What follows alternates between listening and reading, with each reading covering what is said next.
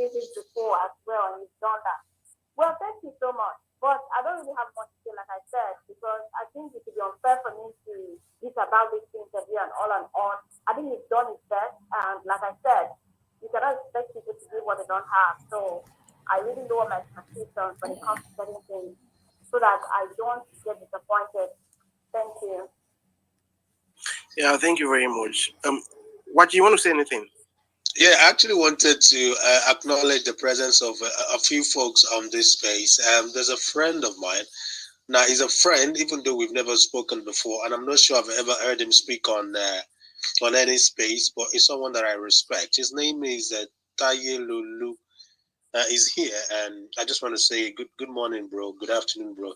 Wherever it is you are listening from, I appreciate your person. I just want to say that. Keep having fun. And to all of us on this space, should you want to say something, rest assured that the mic will be yielded to you. Just request it. I can see Otumba too. Otumba Dre, great guy. Thank you. My brother, Ayofe is here. Thank you, bro. How you doing? The Black, William, Igbo delegates. You guys are just a bomb. You make these spaces very rich with your presence, and we appreciate you. Please, females, particularly women, I can see Nkechi. Lotus is also here. If you want to speak, please request the mic. Like, I would like to hear your voice much more than all these very great guys that are here. And anytime you come, please make a special request that you want Waju to introduce you. I will do that. I don't want Niger Pigeon doing that to you. Because it doesn't appreciate women that much. But myself and Imperfect, we do that. So that's all. Niger Pigeon, continue, man. You see, who Saddam Hussein is laughing. He knows I'm a gentleman. Let me know if we'll talk about that. Okay, Akko, I see you. I'm going to get back to you now. But I think, Bani, you've been here for quite a while. Let's hear from you. When you are done speaking, we have this other guy, Alo Tobe. So, Bani, please, let's hear from you. Yeah, thank you. Good morning. Imperfect, good morning. Waju, good morning. Yeah, so I watched the interview. When I saw it yesterday, I said I must watch it to also hear. So in all fairness, like, we have to give Atiku the thing he did well. And, that's my sentiment as well. Among the three persons that have presented themselves, Obi is obviously the best, and Atiku comes a distant second, and Tinubu is like 0 over 100, right? So, and the reason is this: as a person, I am convinced that the most important quality a leader needs to have, and something you can prove, you can take examples of people around the world over time and prove it. The most important quality the leader of a country needs to have is understanding of economics. And in all fairness, I'm not going to vote Atiku, but I have to actually admit it. He has understanding of basic economics, business, and finance, right? But listening to his interview and my own problem. So there was a point where he was asked about education and health. And I felt like he leaned too much into private, like his university, private schools, private hospitals. And I'm happy Waju also mentioned the issue of Osibanjo going to a very expensive, very well-equipped private hospital somewhere in Lagos. And I think there were even some expatriates on the team that operated on him. The question is, how many Nigerians can afford that, right? At some point, I was like, why are people even talking about this thing Osibanjo did as if it's one kind of... this is the kind of treatment that I am very sure I can't afford. So how is it? And my income as a person is beyond the Nigerian mean or median income, and I can't afford it. So how is it now something virtuous? So when they asked Atiku about education and health, he was like, his school and then private hospitals, and that is not what is going to get to the woman in some rural place and who has a pregnancy complication, and it is this kind of things that make Obi outrank him. Yes, we know Obi is not going to do it in 4 years or even in 8 years if he has the chance, but we know that is where his heart is, right? The second thing is, Atiku as a person, even the talk of 90%, someone was here trying to defend the 90% of Northerners not being on social media. Bros, I'm sorry, that thing is indefensible. This is 2022. The internet, when like electricity was discovered, the push it gave to technology and what is it called, economy, is the equivalent of what the internet is doing today. Internet is the lifeblood of every economy, of the global economy today. So don't mind tell us, how can people not be on they say they are not okay? No, that he didn't say that there is a low internet penetration. What he said is that they are not on social media. That statement, the logic though is very, very disjointed. So he spoke well. I won't say try to trash him or rubbish him, but there's that difference. And that's what, so I was speaking with a colleague and I said, if today Obi comes out and says XYZ, and any other human being in Nigeria comes out, sorry, I'll stop now. Any other human being in Nigeria comes out and say XYZ, there is the belief people just have with Obi because they feel there's integrity, there's sincerity, and they've seen him do it before. So thank you. Yeah, thank you very much. If you ask me personally, I would say my highs of that interview were his reactions to the Muslim ticket. I'm wondering why nobody's actually talking about that, because he specifically said he's not in support, and he currently has issues with Tinubu for that. Like their problem actually started when Tinubu was proposing a Muslim ticket back then, when he was wanting to be his running mate and stuff like that. So I'm just wondering why nobody's actually looking at it from that perspective as well. Alo Toby, let's have you. When you're done speaking, I think Aku will go, then New Nigeria, and we'll pull up more speakers. Sorry, I don't know if Alo can allow me go. I really need to go off here if you don't mind. Sorry. No, that's if he wants to allow you. Let me go ahead. Okay, Gospel, let's have you. Okay, thank you very much. Very interesting interview. I hope that he also does more of these interviews. I support him for the next election for the records. And a lot of people have made a fuss about the whole interview thing. The man has a clear policy document where he has outlined what he plans to do sector by sector. But when people say, hey, who wrote it for him? He should go on Arise TV and defend himself. As if Arise TV is some sort of mecca that validates your ability to lead or govern.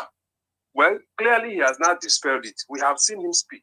And the bulk of the things he has spoken on top of his head is consistent with what is in his policy document. So the whole talk about somebody drafted it for him on that, I believe that he has set that aside now. And I also thank you for the last thing you just said, Nigeria. I don't know why we like to dwell on inanities in this country. For the past 7 hours, we've been talking about how Atiku said 90% of Northerners are not on social media. First, I've just gone to check the data. The people that use social media in Nigeria are 2021, I saw 33 million. I don't know how correct that data is. Assume that's the figure. We also know that a lot of people that use social media are down south, which would mean that if from that 33 million of people that use social media, majority of them are in the south, which naturally will mean that lower amount to be in the north. Now, I don't know if the figure you mentioned is correct or not, but it doesn't even matter. There are a lot of educated people that do not use social media. Is Dangote on social media? Is he not the most wealthy African? Is he not educated? Even Tundu Abiola that was in the interview, she's not on social media, as far as I know it. So social media should not be determinant of people's abilities, education, and what have you. Some people use internet, they read their news, they do all that things, but they don't like social media because of the so-called toxicity, and the system. So I don't know why that should be an issue. Let us look at the substance of the matters. You talk about NNPC, you talk about security, you talk about the Muslim ticket, and all that things you talk about. Let us dwell on those things. I don't know why we dwell on inanity so much. Now, a lot of people have said how Atiku is so corrupt. Again, he has restated it today, that he challenges anybody over and over again. He has said it. Who said he's corrupt? So take him up on it. He has said it not once, not twice, not 3 times. So if you believe Atiku is so corrupt, he has given you an open challenge. Please take him to court tomorrow and let us see him the way David Hunde did the investigation and Bola Tinubu and the evidences are there. Please do that. Another thing he talked about was the issue of when they asked him about debt and revenue, if Nigeria had a debt and revenue or revenue problem, he says that he believes Nigeria has both, but that he's reading a paper on debt and revenue so that he can better understand these issues, so that when he wins, he can better tackle them. So look at how he's speaking to the issues. On state police, you see, it's clear on it that he is all for state police. He talked about how it was in the days where in Sadamawa. On restructuring, he has been clear on restructuring since even the 1990s. For me, I'm in South Ghana. These are the key things that matter to me. State police, restructuring. And this man is the man that is talking about it. That is why I support him. This is not superficial. Politics is pragmatism, it's realism, and not idealism. And I have seen that. The numbers. Run off, please. Okay, all right. So clearly, Nigerians have heard him speak. I know he's going to speak more.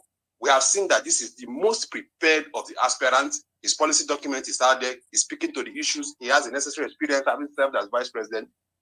Let us queue behind this man to remove the APC from power, so we can get Nigeria working again. Somebody there, Waju, I think you said something about how the economy of Nigeria was in the doldrums when Atiku was National Economic Council chairman. That is not correct. Nigeria economy boomed between 1999 to 2007, growing at over 6% GDP, one of the highest in our country. Go and look at the data there. So please, let's be clear on these things. So he clearly grew the Nigeria. He and Obasanjo clearly grew the Nigeria economy, got debt forgiveness, and left Nigeria much, much better than they left it. So I want to summarize by saying, dear Nigerians, I understand the emotions. I understand that you may not like Atiku's face so much, or that you like it because it's from the PDP. But look at the things he's talking about. Are there not things that will be relevant for us going forward? Doesn't he seem to have grasp of the issues? If he does, as I have clearly seen, as we'll clearly see, why don't keep behind him and the PDP to rescue Nigeria from the hands of the APC that will clearly see that have failed us and need to go? Thank you. Yeah, thank you very much, Gospel. Thanks for your submission. I know, before you started speaking, I think we had just like 10 people requesting for the mic, but while you were speaking, a lot of people were requesting for the mic, and I'm sure they have something to say. So I'm going to still leave you on the speaker session for quite some time, because I believe a whole lot of people have questions for you. But just before we proceed, I think you said something I don't know, but I feel it's not true. You said Dangote is not on social media. I think that's not correct. Dangote is on social media, and I've seen him and made a video of himself wishing DJ Copy a happy birthday by himself. You understand? So that's not correct. You understand? So if you are coming on this space to speak, please tell us verifiable stuff. Give us evidences for us to know when it's concrete. Would that be Niger, once you are done, please let me also answer him, because there was something he said about what I said. Why'd you go ahead? I can hear you. Okay, Gospel, okay, let me say this very quickly. I never said that the economy was in doldrums under Obasanjo and Atiku. I said it was crawling. Two different things. You should know that we don't have an economy at this particular point in time. Don't get it twisted. So I'm not making a comparison. And see, one of the mistakes that so many people actually make is that when they come here, they always try to actually compare APC and PDP. I don't have that luxury of time to choose between a devil and his grandfather. I'm telling you the truth. The truth is, all of the things that the PDP did, I keep saying it, the disaster that is happening to Nigeria today, if PDP had done what they were supposed to do, Nigerians wouldn't have settled for APC in the first place. However, you want to dignify and color the beautiful things that you think PDP did. Cumulatively, Nigerian students from 1999 to 2015, they were at home for 2 years.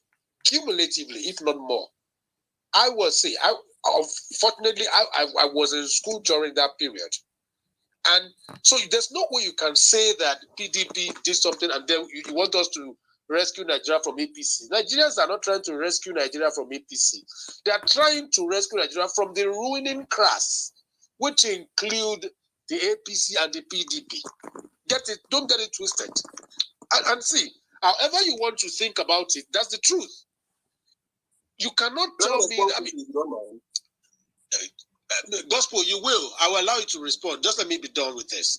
See, just in case you are trying not to understand history very well, the way it is, 50% of the present members of APC, if not more, were PDP guys. And I can start mentioning them. But that's not what I'm going to do here. 50% of them in different capacities that they occupy. So what exactly do you want to tell me about APC and PDP? I wasn't a boy in 1999. I was a teenager. I was old enough to actually vote, but I didn't vote. So I wasn't a boy. I know what happened. And I've said it that from 1999 to 2015, we had the greatest chance at reviving and redefining our destiny as a nation. You guys had that opportunity. You goofed it. And because of greed, some of you also went against Jonathan. In fact, most of you. Now, I'm not saying Jonathan was an egghead. Don't get it twisted. Because even in the first scene, I wanted to actually have a space dedicated to PDP a couple of weeks ago. I just used a better judgment to forget about it. But I think I'm still going to bring it 100+ scenes of PDP, and I will bring it on board. It's this same PDP that you're trying to actually say, and this article that has certainly become an angel, that under them, they had very many young individuals whose careers were destroyed because of just being under PDP. I'll give you a simple example. Chukwuemeka Chikelu was the former Minister of Information. That guy's name is not heard again. He was barely 37 when he was the Minister of Information. You probably don't even know that. And in the history of Ministry of Information, he's still being talked about as the best. This guy would carry his own portmanteau himself as a young individual. He was respected, always regaled in Agbada. Young boy. He was Minister of Information while Frankie Weke was Minister of Communication. Before eventually Frankie Weke had to take up the two positions. Chukwuemeka Chikelu is a young individual. He was this same PDP that destroyed the guy. Now, we wouldn't have had what looks like the vice presidency of Jonathan if you had done the right thing when people like Donald Duke, arguably the best governor that Nigeria has ever had, people who really showed interest to become whether president or vice president, you didn't give that to them. So what are you exactly saying about the beautiful things that PDP did that you don't think APC has done so bad? Yes, PDP gave back to APC because see, your children will always feel that they are greater than us. Yes, you give back to a demo of a child in APC, and that's what we're experiencing now. So don't come here to color what is not colorable. Again, there's a woman that I respect, but that your party also, you destroyed her career up until now. Her name is Adenike Grange, was the Minister of Health under Yaradua. The man barely used 2 years in office. Guess what? The people that actually caused the whole thing, they were worst claim. People like Yabo Obasanjo, who was actually the Senate chairman on health that time, and the guy that was the permanent secretary there. But guess what? Adenike Grange suffered that particular fall for her career. She was 33 when she became a professor, a very sound individual. So see, we're not coming here to talk about APC, PDP, whether APC has failed us very, very, very badly. I don't think in civil conversations we should be talking about APC actually. But I am saying that even as bad as APC is, we're talking about them because PDP in the first place gave them that opportunity to be able to talk because of the way you destroyed Nigeria. It's that simple. Naija Pidgin, you can go ahead, but he wants to give me a retort, so let me hear from him. Okay, thank you. I'll just take a few minutes so others can speak. I think sometimes when we see... Gospel, wait. Before you respond, okay. I think NG of the Good Life has a question for you as well, probably a reaction, so you just respond to Waju. NG, can you hear me? Okay, yes, right here. Okay, not really like particularly about what he said, but I think what you asked that we are not touching on other aspects of the interview, especially the fact that he said something about the APC Muslim ticket. I just wanted to say something about that, not reacting to what Gospel said. So I don't know. Let him just go. I will go after him too. Okay, Gospel, you can react to what you know. Yes. I think sometimes when we sit on our high horses and pontificate, it is not fair. Why are we holding ourselves as angels and others as devil? You've only talked about the people that PDP killed their career. How about those PDP that wasted their career? Ngozi Okonjo-Iweala, Obi Ezekwesili, Rufai, even my late very learned senior colleague Dora Akunyili. Should I continue? Yes, PDP is not a sin. Nobody has ever said it. Nobody, I don't think any PDP person has said Atiku is a sin. Nobody. Neither has anybody said PDP did not make a lot of mistakes. It did. PDP was only 1 year old when they took over government in 99. It is not as if PDP had been there and had all the experience. So it was, and don't forget that the military has been in charge for a very long time. So for PDP, it was about consolidating democracy in Nigeria, about preventing the military from coming over. And what did Obasanjo and Atiku did?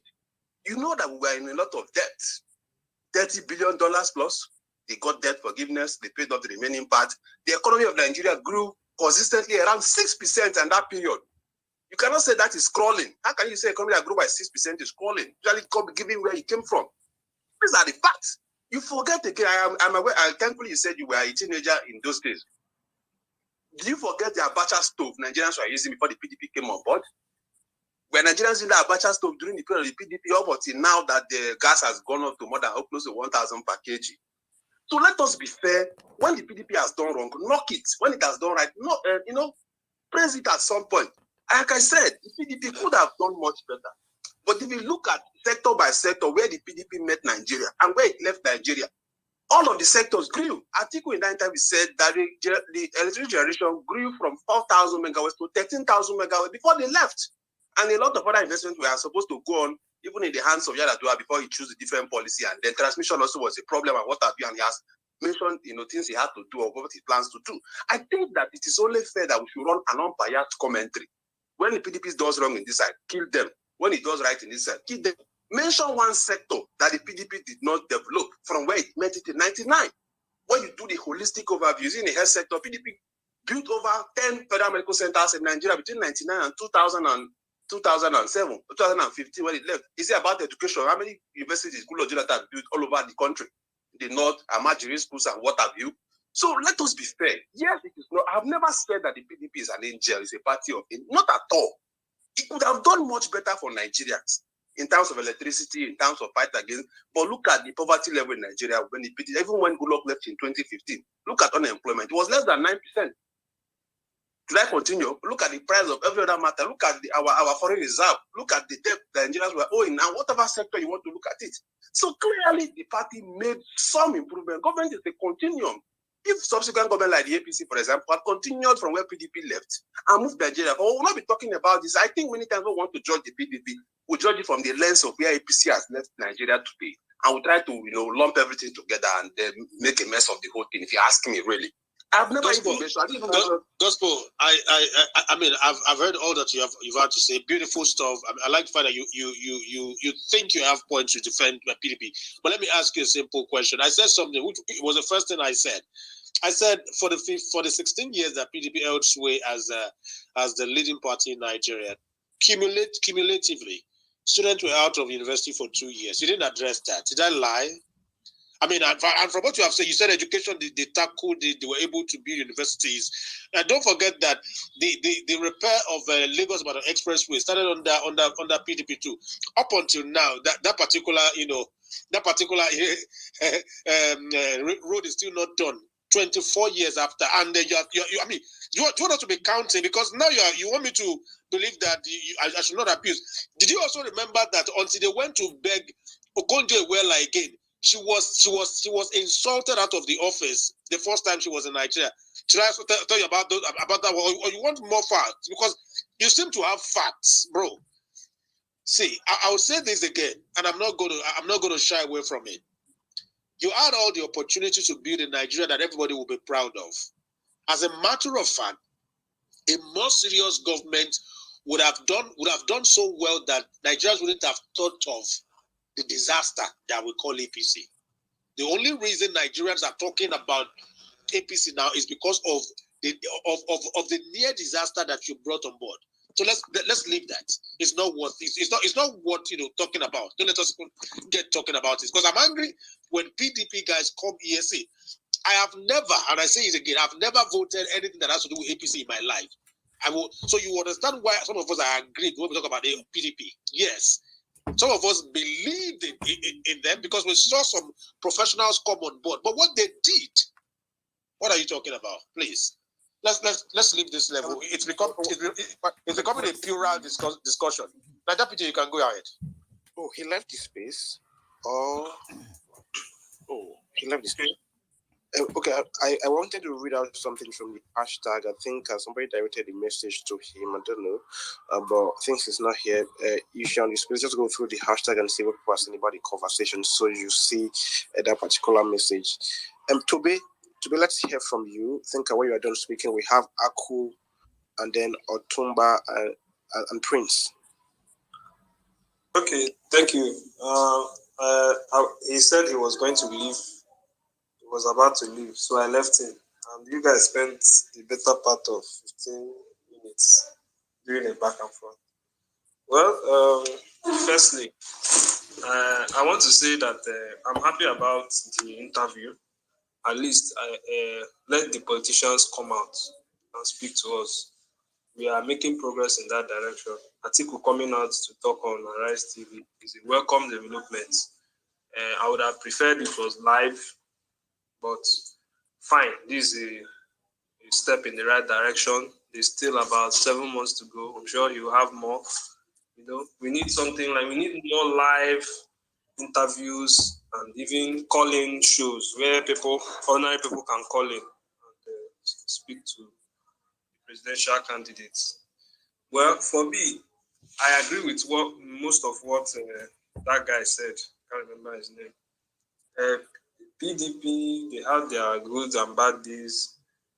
I don't really have an issue with PDP per se, but the reason why I support Obi is that at this point, Nigeria is in life support. We need somebody who will resuscitate it. We don't need big men again. You can see how he made his appearance today. He had to have a special hall. It had to be pre-recorded because of this and that. How will I put it? Let me say bigness. I don't know. I can't find the word right now. Of being a politician, it is really expensive. It is really expensive. The cost of governance is very high, and Atiku does not strike me as somebody who will want to cut back on, money spent on him as a president or spent on other high-ranking government officials. So that's, for me, is the biggest selling point P2B has. P2B understands that money should be spent frugally and prudently, properly. Of course, some of all these issues we have here and there, it's not as if the ideas cannot be found anywhere. Even if Atiku does not know anything about the economy, he can bring in the best economists in the world. But are you willing to let go of the finery, all the luxuries of governance to save costs? Because it's not a trivial amount of money these people spend on themselves. It's not. And then the economy as it is now, we are already tilting towards what is happening in Sri Lanka. We need somebody who knows what to do. And with the Labour Party, we have, at least I know, the vice presidential candidate is actually an economist. So that is a very strong reason we should also vote for them. We should also encourage Tinubu to also make a public appearance and also let people hear what he has to say. So I yield the mic here. Thank you very much, Alo. Aku, don't know if you can hear me, please. Let's have you. Yeah, thank you very much. You see, personally, I have a problem with some of these top contenders, especially in the PDP and APC. And I'm asking myself these questions like, how do we set a different standard for someone like P2B and then not set the same standard for people like Atiku and Tinubu, but yet we want collectively good governance? I don't understand.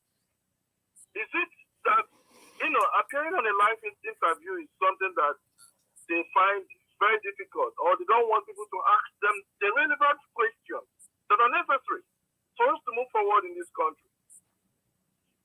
I just don't understand. For me, if you come here to defend Atiku, what he just did there is nothing, provided he didn't respect the people that he wants to govern, to avail himself for questioning. That's not good. That's not good for our democracy. I wouldn't personally have any support for that. That's one. I'm not even sure if he talked about the issue of the border, because that issue has always lingered on my mind every day. And up to date, they told us that the people that committed those crimes they flew to Niger Republic. And yet, we haven't even found anything about that. And then, also, he made a statement trying to make one part of the country, not offend one part of the country than the other. This is somebody that wants to govern the whole country, not about being a president of a southern Nigeria or northern Nigeria. So I have a problem with that. Okay. Now somebody is there defending PDP. And I'm asking myself, and I keep saying this, this same PDP has been as a main opposition for more than 7 years. Where were they? Where were the voices? Why didn't we hear from the likes of Atiku, like coming out saying things about things happening within this ABC government? But all of a sudden, PDP just came out and then they all suddenly developed that voice that they never had. It doesn't make sense to me. It doesn't make sense to me that PDP now, well, it's not our fault, to start comparing themselves to the APC, to use it to score cheap points. Well, what I have to say is that the standard that we're actually creating is never going to be good for us. If we do not know that we're going lower and lower every day, and we need to create a very good standard for everybody, regardless of your status, regardless of your political affiliation, we'll never get it. I have a problem with PDP because they know for sure that we have a northern president at the moment, and then in the name of winning election, in quote, winning election, they brought somebody like Atiku. They don't even think about the fact of competency. Let us bring out the right person to do this job. It's all about just them winning election. We're talking about PDP.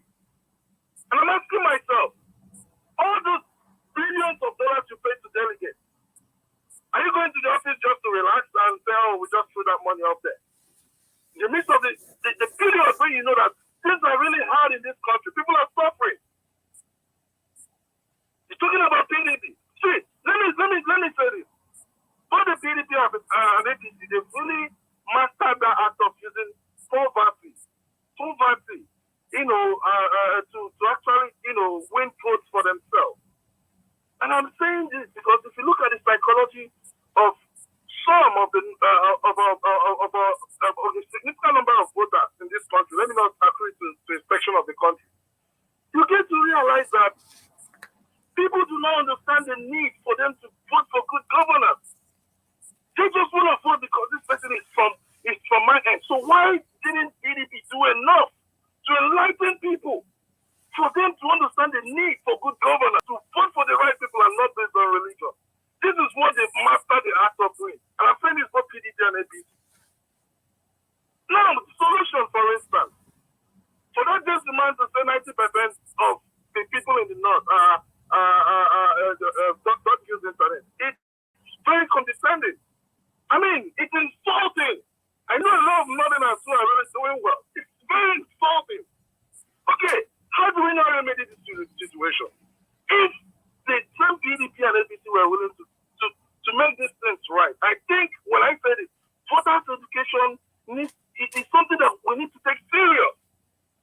Because when one section of the country is busy, protesting against NSAS, another section of the country is telling you, no, there's nothing wrong with NSAS. When one section of the country is protesting against Twitter bans, no, the other side of the country is telling you, no, there's nothing wrong with it. There's absolutely a big problem somewhere. And these people know it, and they use it as the tool. No, these guys use little radios. You know, you can reach out to them. Those little radios, they listen to news. Why can't we say, okay, let's find, people of like minds who can be able to start preaching to these people for them to understand that this is not about me being another, that is about, me having a quality job, a good education, and for the need for me to also know that the choice of leadership, my choice of the person that is going to lead me will be able to save me as a person in this country, and of course, as a nation. So I think we should start, talking about the need for some of these people to start going into interiors or provide a mechanism to say, let's start preaching that awareness to people who do not understand that, the consequences of voting bad leadership is still going to fall back to them. These are the things that I find as a problem, both within the APC and PDP, because they never did some of these things. They use it as a tool every election cycle. I use the mic. Thank you. Yeah, thank you very much, Ako. Thanks for your submission. I don't know if Otumba is still here. Okay, Otumba, I think you're not here anymore. A new Nigeria, let's have you. When you are done, I think we have NG of the Good Life, then we'll hear from Biruki. Oh, Prince, I see you. I'm going to get back to you. Please, when you have been here for like, God knows how many decades, I've been more to consider and then. Who? Like, mayor, you have like 2-3 hours. Okay, the mayor. The mayor. Yeah, network, they always get out of it. Let's quickly hear from New Nigeria, then I think Mayor can speak. So we'll proceed. Okay, thank you very much. Good afternoon, everybody. Thank you, Imperfect, whatever co-host, Naija Pidgin and Waju. Thank you for the opportunity to speak. I just want to say something, and a little bit I will digress from the major topic we are discussing, even though I will still be centered on the topic. For me, as a Labour Party supporter, you know that it has always been they have always been saying we are on social media, nothing could be done, and that is that. And we need to take this so seriously. We don't just need to be hosting spaces always and then talking things that may not really so much help us at the end of the day. Even though they are all important for us to know all these things, but when you think about some of these information that are coming out, you find out that we really need to do some things with respect to these informations. Like when we are now dragging the issue of 90% of Northerners not being on social media. I am not here to say whether that is right or wrong, but I know a Northerner like Atiku may know that better than most of us. So I don't think we really need to be dragging that. But what I feel that we as Labour Party and P2B supporters mainly, because talking about PDP, APC or whatever, I know from 99 everything about PDP, and when APC started, I know everything about them. So I don't really need somebody to come and begin to tell me so much stories about who they are and what they have been able to do and what they have not been able to do. I know everything, and I know that maybe up to 70% of people here know much about them. So we don't really need to be dragging these things with either PDP loyalists or APC loyalists or other parties loyalists. So, but what I feel that we need to be doing is we know that the North that we are talking about is more or less a ground that the Labour Party has not been able to make good use of, because we still need to penetrate the North and then let the voters and the electorates get acquainted with the Labour Party and then the activities, and then sell our candidate P2B. So I have been involved in some of the activities currently going on in the North. Like now, there's a group, we are planning a Katsina mega rally tomorrow, this Saturday. So since I randomly got in contact with them, I've been spacing with them for the past few days now, and also I've been contributing the much I could financially, and then to make sure that mega rally becomes a success. Is a rally which they want to do voter sensitization, and then they lighten the public, and then get Labour Party out so that they will know more about that. And if they're telling you that 90% are not in social media, they are telling you the truth, and that the truth is what we're going to supposed to explore. We are supposed to exploit it in such a way that we use this time around that we don't have enough. We don't have what do I call it? The ban has not been lifted on campaigns. Then everywhere is calm now. I think this is the major period that we need to make most Northerners know about Labour Party and know about our candidate. The North is tired, and we should know that. From this my experience, from this my little contact with them, I have been able to discover that the North are tired about APC, and they know PDP before APC, so you don't need to tell them whether they are tired or know whether they are tired about PDP before they brought APC. Now they are tired because they are suffering the major brunt of all that is happening. Insecurity is more there. When you are talking about people living in poverty, I'm not a statistician, but I'm sure it may still be more there. So there are a lot of things that they have become disenchanted about in the North, and they are looking for an alternative, and they've not got that. They've not got that alternative. So it is left for us to take this message into the North, deeply into the North, and that 90% that is not in social media, this is a virgin ground that we need to go and explore. When we go and tell them of the message of Labour Party and P2B that has come to rescue Nigeria, they have listening here and there. Let us not begin to think that they don't have a mind of their own. They do. I have interacted with many of them now, and I have been able to find out that they have a mind of their own. What they just don't know is, what do we do? But if we are able to penetrate them and give them this information, look at Labour Party, look at P2B, look at what he has been able to, what he did when he was a governor, and look at what he can do. Many of them, I am interacting personally with so many Northerners now, which has not been happening. And kindly round off so we can have other speakers. Okay. So, and I've been contributing the much I can financially, and in terms of giving some just giving out some suggestions that I think that we be able to give do a lot of things. So many of us here, I want all of us, like as I'm talking now, I'm not in Nigeria, but from my ward, I know all that is happening in my ward, in Labour Party, to my local government and to the state. And and I have been contributing in building the ward, in building all these structures. And I know what I'm doing. So let us take more of our time out of this social media and get into the hinterland and know what exactly is. Let us know how we can support and penetrate. This North is a better ground. There are a lot of activities now. They are still planning for Taraba, for Adamawa, for Zamfara. For all these events, they are hampered with funds. They are hampered with funds. Funds is the major problem. And I hope if some of us here that can support, you have a way of getting in contact and supporting, then I think it will go a long way. Like this Kaduna Mega Rally, they are going to hold. They normally hold. Round off. So we have. Okay, I'm rounding off. They normally hold spaces 6 p.m. to 8 p.m. or 9 p.m. or 10 p.m. every day. Very soon, their space will come up again. So many of us that can join, please let us join.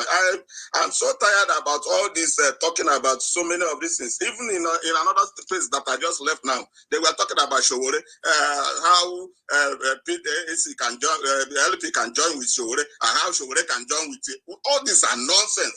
And I'm even I get very angry when I see Labour Party supporters going to such places and just be wasting their time and talking. So please, I want us to let us be more focused.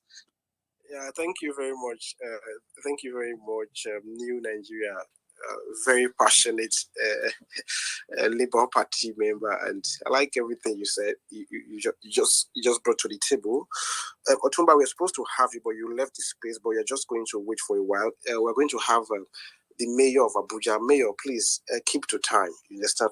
If I'm waving my hand, because I don't want it where I'll have to just cut in to interrupt you. So when I'm waving my hand, just know it's time for you to round off.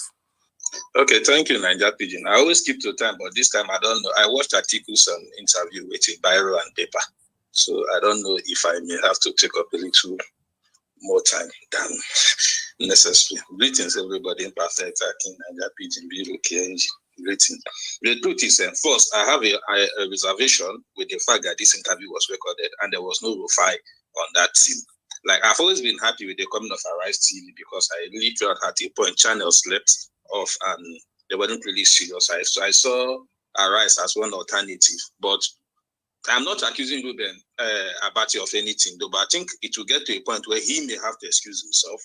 Because I remember even from Otom's interview at the point, he was the one begging Otom, enough is enough. And Otom was telling him, you brought me out of my hibernation to ask me questions. Don't tell me to keep short, except you don't want me to talk. See, there were key questions I was expecting on something like this issue of corruption. Atiku didn't really give me much satisfactory answer, to be honest. The issue of corruption, there was no mention of the issue of the Bloomberg report, how it has to.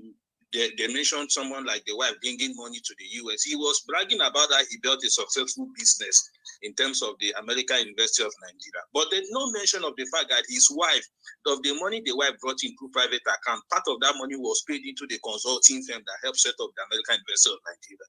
These are germane questions I was expecting. When he was asked the issue of does Nigeria have a problem of revenue or debt, he said we have both. It's how are you going to tackle them? He said we will tackle both. Does not see. I was expecting okay, now he made mention of something like we are still going to rely on the revenue from oil before we try to diversify the economy.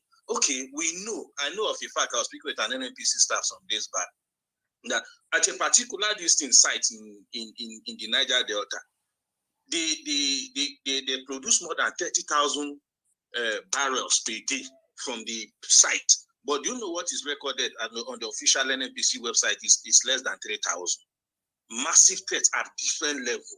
So I was expecting to go into details of some of these things. It's not just enough for you to tell us, I will do this, I will do that. Education, I built a successful school. Uncle, how do you hope to invest? Now, he was talking about they came to, like, I think was it Google came to the remote part of the Northeast where they say there was high computer penetration. This is only in your school. Where children of elites have been in school. How are you going to transform this, or let me say, establish the same thing when it comes to public schools in terms of making the owners have the same computer access or accessibility like the children of the world in your own schools? And you could boldly say on TV that a good percentage of the northern voters do not have, they are not on social media. We know and we agree, but how are you going to change this? Is it really a good thing that people are not informed, they are not exposed, they are not educated with the 21st century technology? I like it when they brag because it spurs people like myself on to do more. I like it. I like that underdog tag. Now, and that thing, I wish Zege was here. I wish all the PDP supporters. Atiku has consistently quoted wrong data and figure when it concerns Egypt. I heard him 2 weeks ago and I was expecting his team were going to correct him. He said Egypt has a population of 80 million, which is not true. Egypt's population is a little above 100, around 1.417 million. Secondly, he said they have a police population of over 2 million on the streets. And the previous interview, he said 3 million in total. But Egypt's police population is around 100 million. They were about 600,000 or 600,000 to 700,000 on the street. So if you can't really get the figures right, how am I certain that you're studying the system? Because people went to that place, we're all making offers. He's not prepared. He should have studied all of these things ahead of time. Why is it now he's going there to go and do this thing? Does he really need to go there? But Atiku cannot even give you the right data and statistics. How are we certain he can understand the working models or system they are now using to build their economy? One reason why I even support the study of Egypt, if you check Egypt from the days of Hosni Mubarak from Mohamed Morsi to where they are under this current president, you will see they have made tremendous stride in 10 years. And Somebody was talking about the PDP earlier. The PDP, like, they had opportunity. If you have a child who at 10 is just learning to walk and you start clapping when that child should be run, I don't think you are a parent that is progressive. Now he was playing shit at Showore, saying Showore lives abroad. Since 2019, I don't know if Showore has traveled out of this country, but he has spent a greater a percentage of that time abroad. Since Showore doesn't live in Nigeria. Does he and between 2019 and Ahuya and Showore, who has spent more time, Showore has been in prison, has been in life, Showore has always been around. And again, another thing again, I think one thing Atiku always just to round off a quick question. Okay. Just a question. So yes. In summary, there was no part of that interview that was a high for you. I don't really see anything that's a high because he was just brushing most questions off. To me, I've not really seen anything so special that I would say, okay,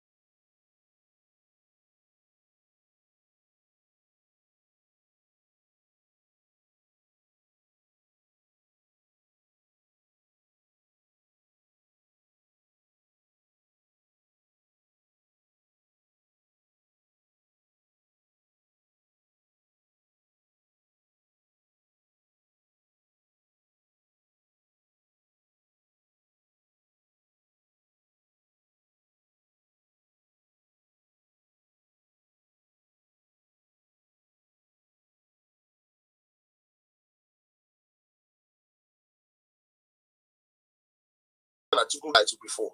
Like, I just liked him when he talked. But the more you dig into PDP, is the healthcare sector? What? Yes, they were building federal hospitals or whatever teaching hospitals, but the problem in Nigeria is we think once you elect a structure, you've actually done a project. It's more than just the building. It's the staffing. It's the policies you set in place. It's the recruitment. It's how you plan for the company to run or whatever hospital you're going to run for the next 5-10 years. They just build they beat us. Oh, PDP beat us. Yes. How did they plan for that hospital to run for the next 10-20 years? Most of those so-called infrastructure. But I'm glad you brought up Lagos about the expressway. I used to go back and forth to Bomosho from Lagos.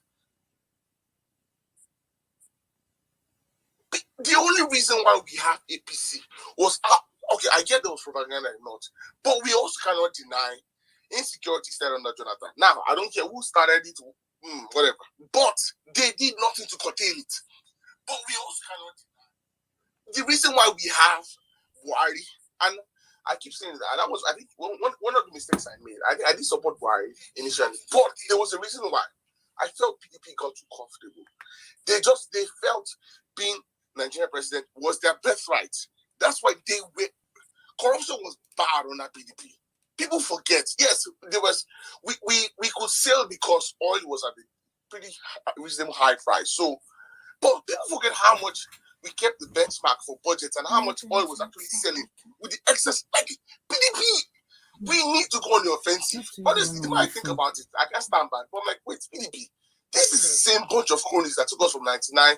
Actually, there were more military projects between, if you go back to 1980 and 99, than PDP did from Lagos, your most important structures, your National Stadium, not the one, the National Theatre, your Third Mainland Bridge. We don't have military government. PDP doesn't have a signature bridge like Third Mainland Bridge in the entire Nigeria.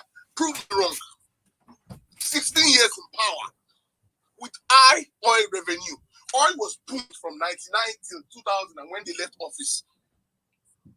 What university can you be proud of to say, yes, PDP did this? And I know this is up to the standard of universities in Egypt or Morocco. So I'm pissed. I think we've let our affiliation with PDP, we've let them. OC, that statement about social media, people don't get it. Obi has been very humble, man, and I like him. He's avoided taking shots. When you ask him about stuff, he just says, oh, I was going a different direction. Atiku could have answered that question differently. Like, oh, yeah, he understands the agitation of Nigeria. Like, there's a political way to answer the answer. But he just went, oh, social media. What did they do in the Osho? Did they think PDP was Osho because of him or because of PDP? I rest my case. I'm sorry. I'm sorry. Let me have the mic. Yeah, thank you very much, Otumba. Before we move on to Biruki, I think it's wise for us to just go through the hashtag and see what people are saying about the conversation. And Wazobia United says, Atiku has no unit right to speak against the APC as he's a major accomplice and shareholder that created the chaos of the party. He's simply a depraved, desperate, and coordinating mind that makes him even more dangerous than the bat. For me, Mr. Atiku doesn't deserve that. This one is coming from Lucky Drums. He says, for me, Mr. Atiku doesn't deserve to come to Asrock. His time is long spent. In 2007, we need men who are clean and are futuristic in nature. Okay, this one is saying the former VP was dead wrong. The only business permitted a public servant under the Nigerian Constitution is farming. Please read Part 1, 5th Schedule, Section of 2B of the 1999 Constitution of the Federal Republic of Nigeria.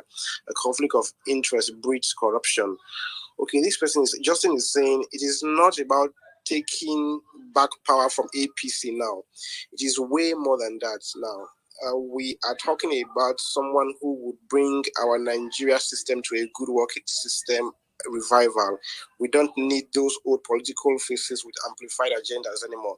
So if you're on this space, please go through the hashtag. You see what people are saying about the conversation. Biruki, let's hear from you now. Welcome to the conversation.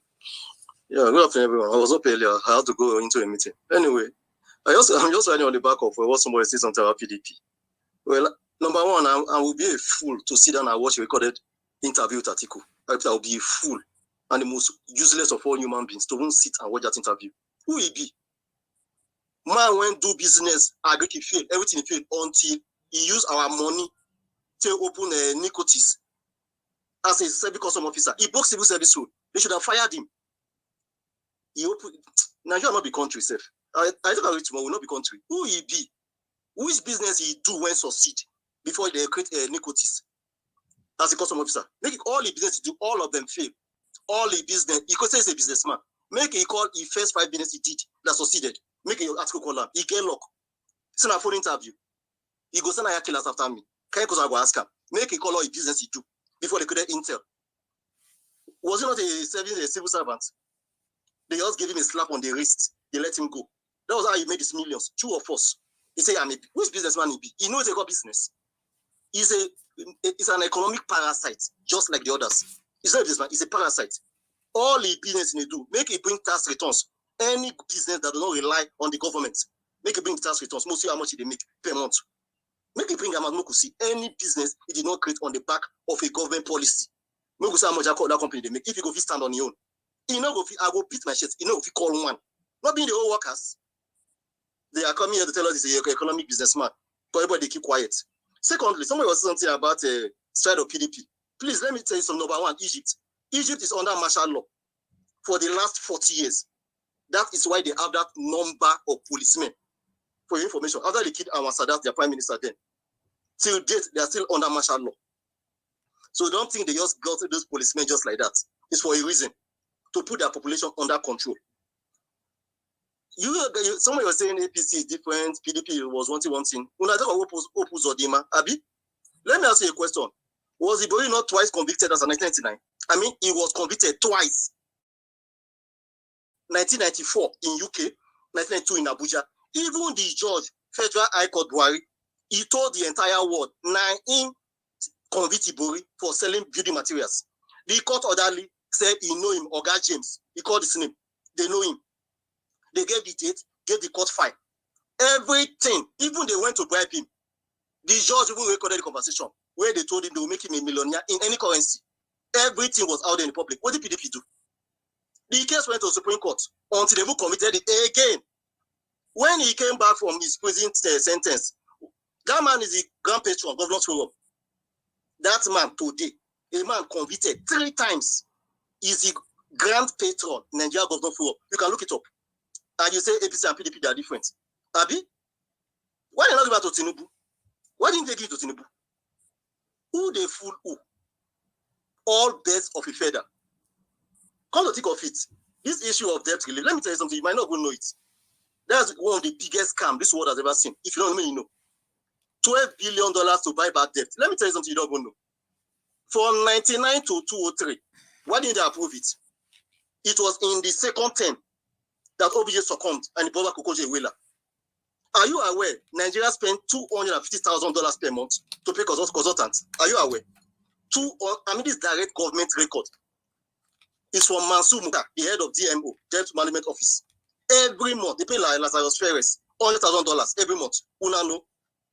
You are saying you brought back which debt? Which debt you cancel? In the first place, how much Nigeria they owe?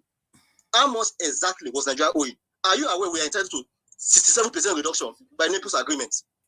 If you want to really know the truth about that debt, come to Europe. Germany was owing 40% of Paris Club. Go and ask what did they say? Why did George Soros spend his own money to make sure Nigeria get the debt relief? For your information, you go and look it up. How much that man spent for Nigeria? Why is he so interested in Nigeria getting that debt relief? And Petty Floor, maybe you're not even aware of that name. Advocacy International. You know what that woman did was to get that debt relief. Why are they so interested? They told OBJ, invest this money in Nigeria, build railways, build infrastructure, and reschedule the debt. He refused. In second place, we are not even qualified to even get that debt relief. If you don't know it today. They gave Nigeria a deal in 1999. Nigeria rejected it. We don't have either status. We're not HIPC country. Even when we have windfall in oil prices, that was when they would give it to Nigeria, not when it was low. Everything was in opposite. That it has never happened in this of the world. So why did they do it? So if you think it is for Nigeria, sorry, like Atiku said before the last election, I will not make my family rich, but I will make my friends rich. That's what happened. Connect the dots. So you think it's for Nigeria? It's not for Nigeria. Nah, them. All your privatization, look at all the sales of the parastatal. You think it's a mistake? Intentionally, they sold everything off. And you think you want to do what? Reverse it. To what? Nah, them.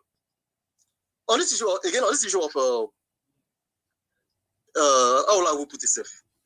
Let me just, in terms of violence, let me give, because some people have talking about this Lekki toll gate. Let me tell you, PDP did the same thing in Delta State. Are you hearing me? March 8, 2002, go and look it up. PTI massacre, Petroleum Training Institute.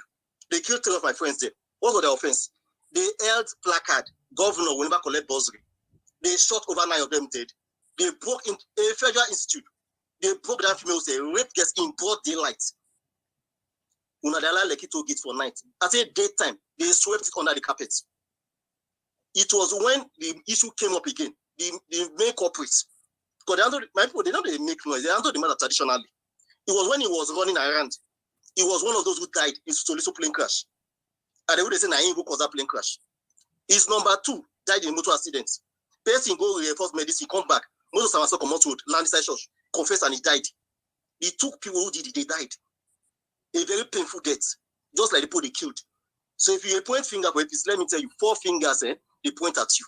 All of them are the same thing. If you know, why are you switching APC, PDP, APC, PDP? You come on APC, the geometry PDP, and back and forth. Even videotape, not they play backward and forward like that. Safe. Now, one way they record them.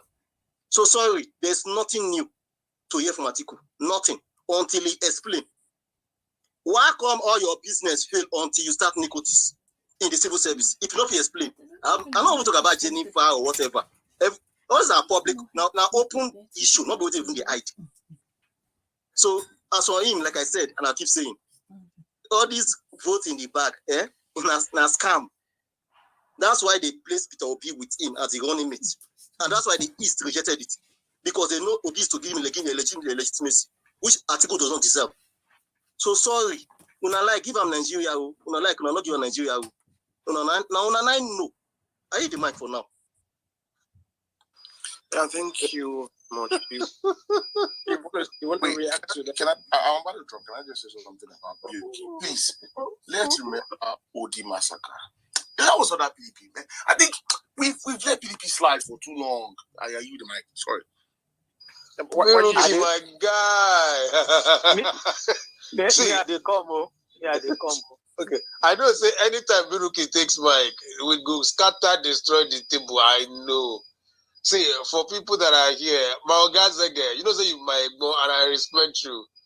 There are things that are not defensible. At the beguna, see, for all of us that are probably, you know, we still want to, have this posturing about loving Nigeria. No, can't talk about PDP or APC for here. I didn't beg you.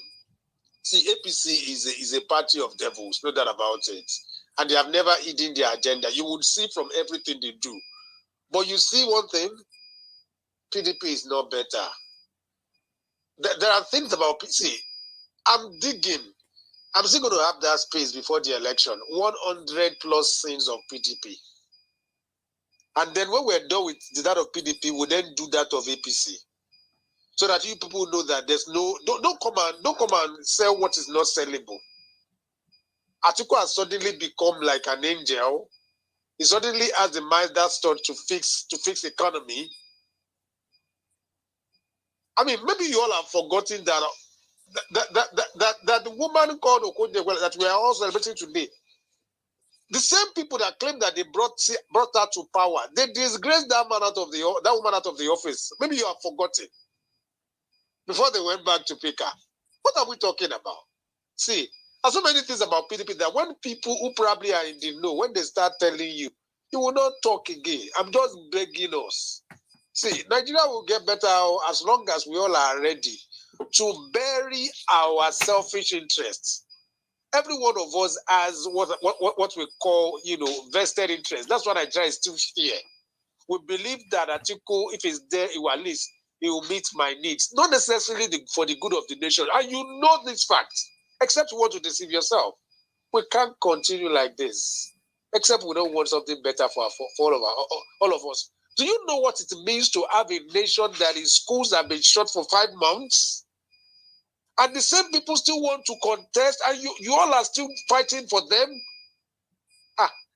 I don't know. It looks as if we just have brains that we don't use. There's a way that I cry. I've got younger ones that have left school 5 months ago, and they are still here. They have not graduated. Do you know what it means for you to waste 5 months? Do you know what it means for you to be changing dollars at 6.25?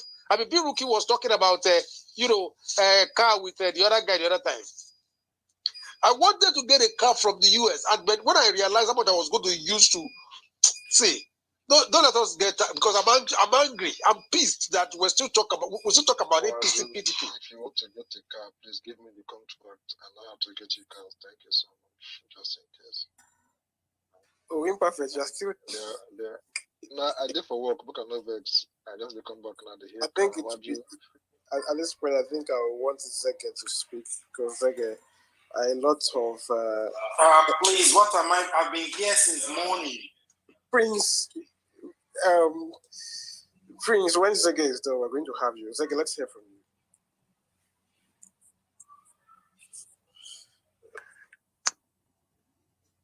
you. This firing squad will now put me. Buruki don't fire, Waji don't fire. Maybe my very good friend who I can place my life in his hands don't fire. All of them put me for the firing squad.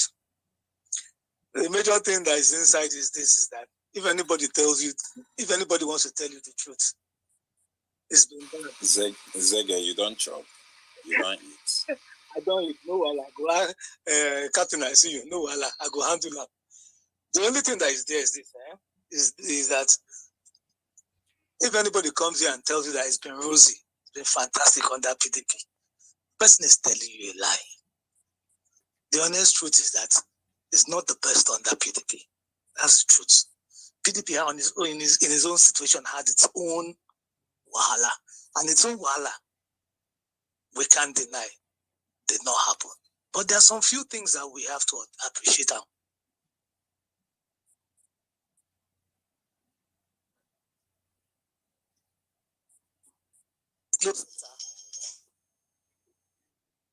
When compared to APC.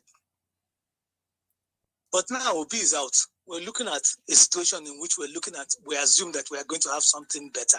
But the only issue on this is that the taste of a pudding is when you taste it. It's not, the sweetness of a pudding, is when you taste it. It's not when you hear it. In all situations, I must give Obi credit for everything. But there's one thing that is different.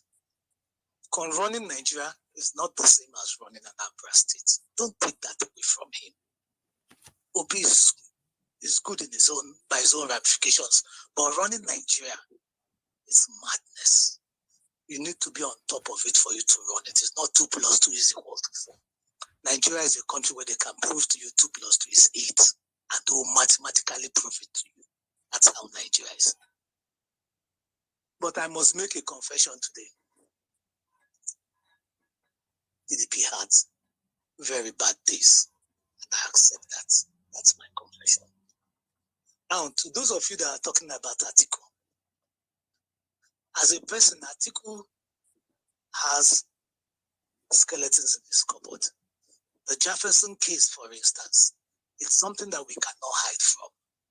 He's staying in what they call it, in Dubai. It's something we cannot deny. But one thing you can see from the man is the love, the determination, and the commitment to making a better Nigeria. Of all the old guards, Atiku has been consistent about handing over power from his generation to the youths. Don't take it from him. He's the only one who's been doing so and who's been asking.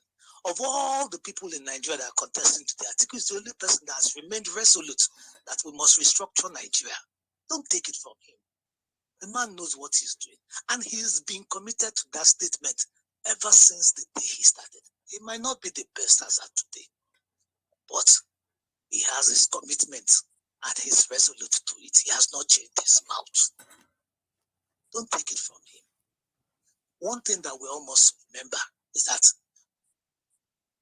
like everybody in life, there are flaws here and there.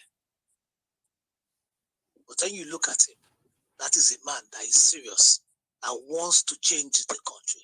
A man that does not fear to speak to your face what you don't like. As much as he spoke, he told the North some basic truths in that interview. He told them that they are the least developed in Nigeria. He accepted it and said it openly, which is what the North does not want to hear. This is a man, I repeat, this is a man that we all know no cabal can control in Nigeria. Nobody can take that from him. I'm not being paid to speak all this. To be honest with you, for you guys, I'm a little bit tilting to Obi. I'll be honest to you. I like Obi a lot, but don't try and smear Atiku like he's a nothing. He's not. If Obi was not on this ticket, Atiku would have been our best bet. All of us talking on this special list. I yield the mic. Yeah, Zaga, thank you. Prince, are you there? Let's hear from you. Hi, good afternoon. Am I audible? Yeah, it's audible. Okay. Thank you. Good afternoon, Mr. Wadi and Kofi and ND. The thing is, PDP, they really spread this nation, which we knew. Because they are even the one that empower all these Senates just because of their personal interest, because Obasanjo don't want to go for the third thing. You have to give them big money, big back packaging. That is why we are into these mates. All the allocation, everything they are getting. Obasanjo make all this happen. But that is not even the issue. Like, just like one man said, we should stop talking about all these people again. Like, we just have to let them be. Someone that bought a delegate about $25 each, what did he want to do for us? It's not by force to serve people. If you are good, people will work for you. It's not that a must. You have to force yourself on people just because of your selfish interest. Like, they have to understand you are going there to work for people. So people have to like put, oh, this is who we want. Not that you have to force yourself in there. PDP have had their shot. They didn't give the ticket to Obi. So I know that. So they have their self to blame. And this man they brought to us, thank God, this time around we have 3 options to choose. Before it's actually a 2-man horse race. Like, if you don't choose this, you have to choose the second devil. But now we have options. We should just let them be. Let's prove ourselves at the polling booth. Let's just stop discussing about them because we know they are just bad products. They have nothing to offer this nation anymore. The more we keep talking about them, the more we keep shifting our attention to their side. Just let them be. We don't have to keep talking about them anymore. They have nothing, again, to offer us. We just have to focus. God has answered our prayer. We have been praying this for years. And Bible let us know, you have the right to choose. So it's our time. We just let all these people be because they have nothing. PDP, APC, they are saying, this one will move from one party to another. And I'm even grateful that this Obi didn't come out from PDP like he's the flag bearer for PDP. It should have been, he's going to be beat by the Godfather. We are the one that make him to be the president. So this is not happening. Thank God he has his separate. He's just like the party and build his own foundation. That is very good. So this is making sense. We just have to let them be and focus on what we have. That is my submission. I don't have much time. Thank you. Okay, thank you very much, Prince. I just saw a news, not like a news article, but from a verified journalist. He tweeted something that I think I should just let everybody on the space, although it's not related to the space. The person says the Nigerian police just raided a media house in Nigeria and arrested everybody there. The freedom of the Nigerian press should never be surprised by entities of the state. Police NG, you've arrested everyone at Gazette Nigeria headquarters, including youth corps members. We are watching. I just thought, Waju, I tagged you on that. I don't know if you can go through that. So moving on, Doggy, welcome to the space. I think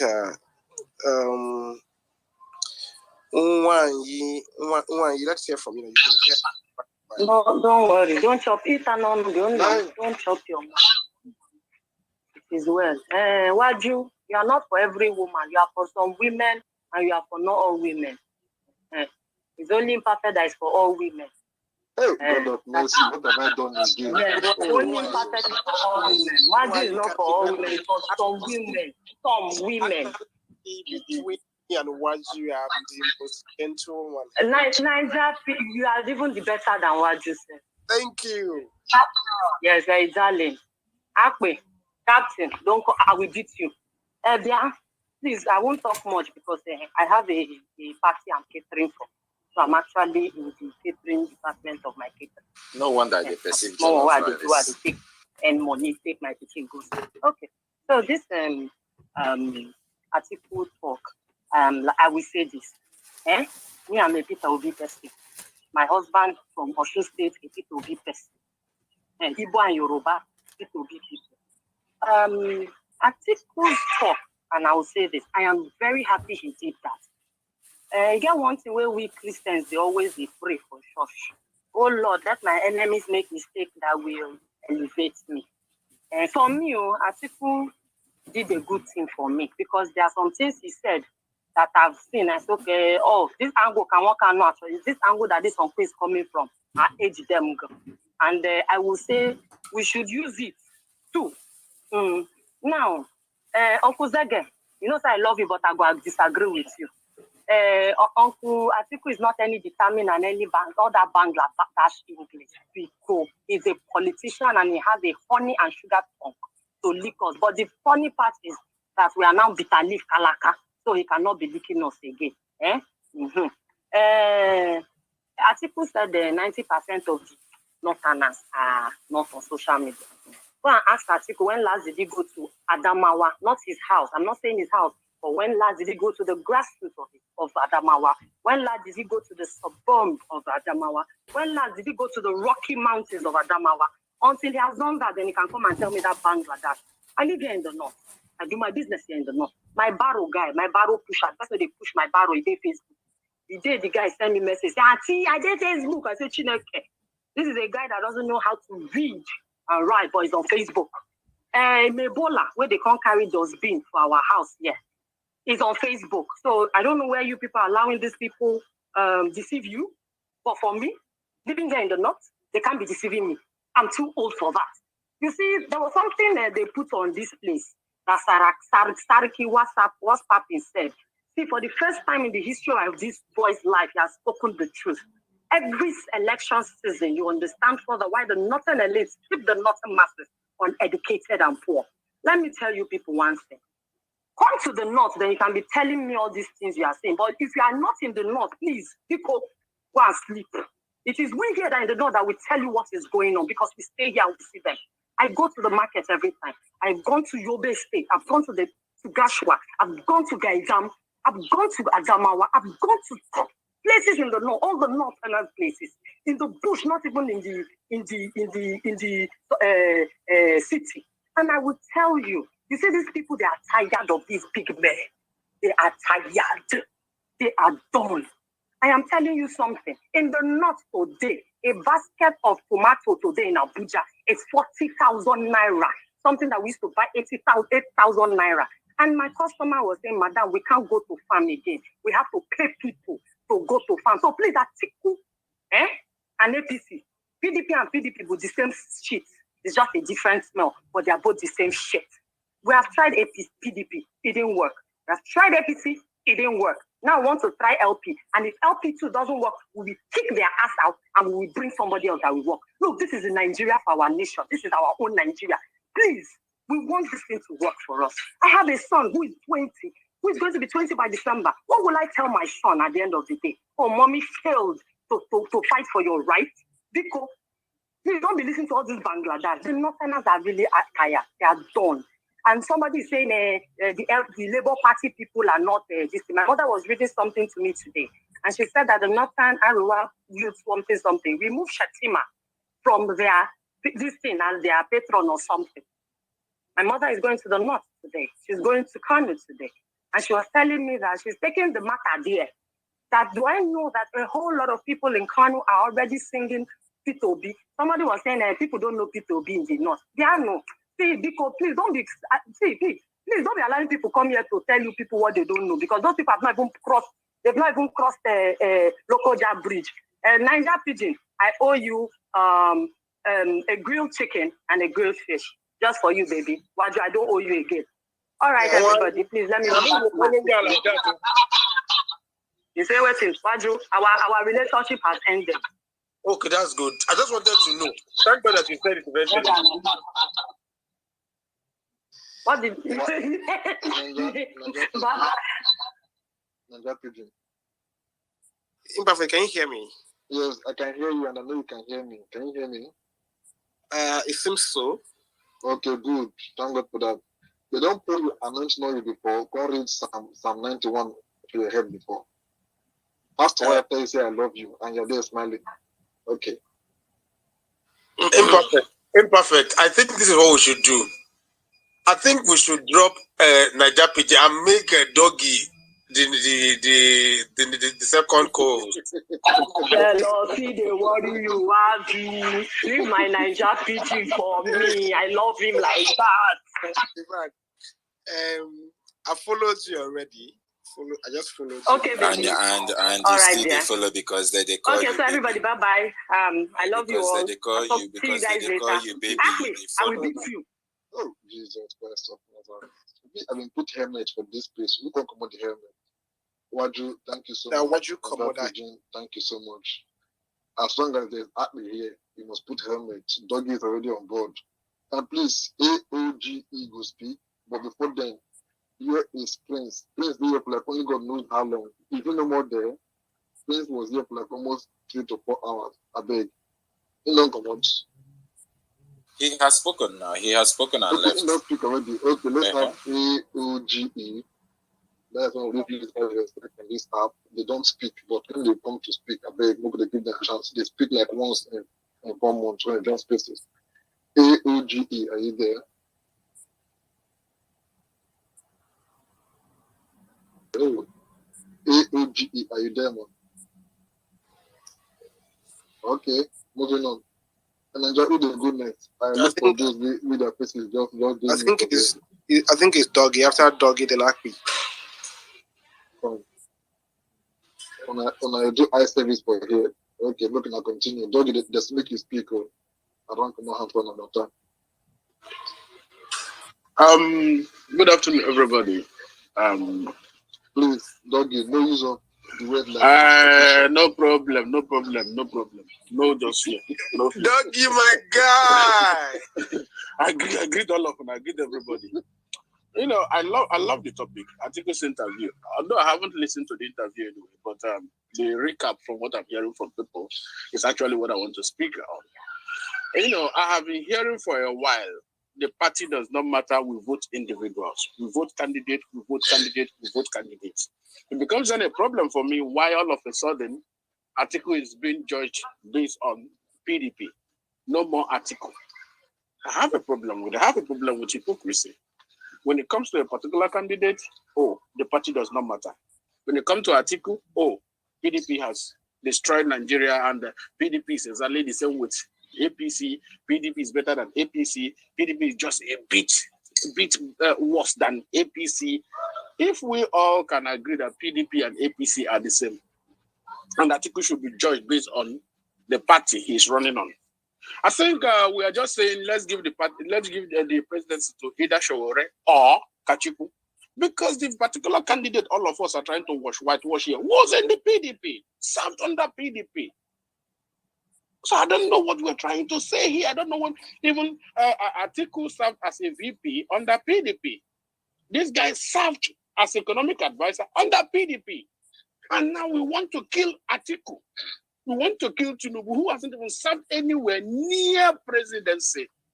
But we want to whitewash somebody who has served actively under APC and PDP. Under APC and PDP. So why do we want to shift the goalposts as soon as... Doggy, as much as I believe that you also have, access to information, please, I'm begging you again. let's appeal to good information instead of misinformation. Now, there was never a time as an elected office holder. I say it again. There was never a time, because I know the allusion you're trying to make. There was never a time as an elected office holder that Peter Obi served under PDP. Yes, it was in the PDP. It was because they didn't give him a chance. That's why it went to Abga as an unknown quantity within the political space. Won the governorship in Anambra as an unknown quantity as a politician. And then now that you are trying to link him with APC, I would want you to please substantiate your claim with a proof. I'm begging you. I don't have a problem with what you're saying. I realize that you're right, but please, let's have something that you can use to back that claim. Again, thank you. Am I still audible? Because I got a call. Am I still audible? Please. Hello?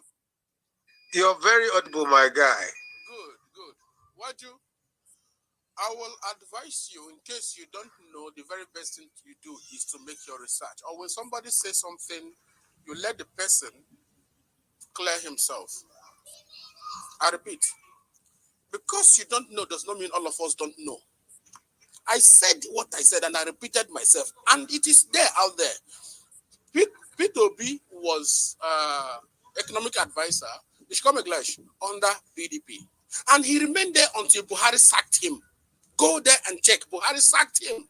So even if he served only one day under APC, he served under APC and the facts are there. I am not like you, who goes on the wind because the wind is blowing. No, we choose where we go to. We choose to go against the wind with the wind. The facts are there. I made my research and I saw it. So Peter Obi served to put under APC and PDP because Buhari sacked him as an economic advisor. I am not telling you for you to be masturbated. I don't do it. I like your argument too. And, I like the fact that you're being clapped for too. But unfortunately, I guess people that actually listened to what I said, most of them didn't actually hear. I used the word elected office holder. As an advisor, that's not an elective position, if you also followed what I said. So you should also, try to also make that clarification while making your submission known. I mean, I could say Said, Said actually supports, and a couple of other guys. So I understand where it's coming from. But I said it, and I painstakingly used that word, elected political office holder. So you can continue, bro.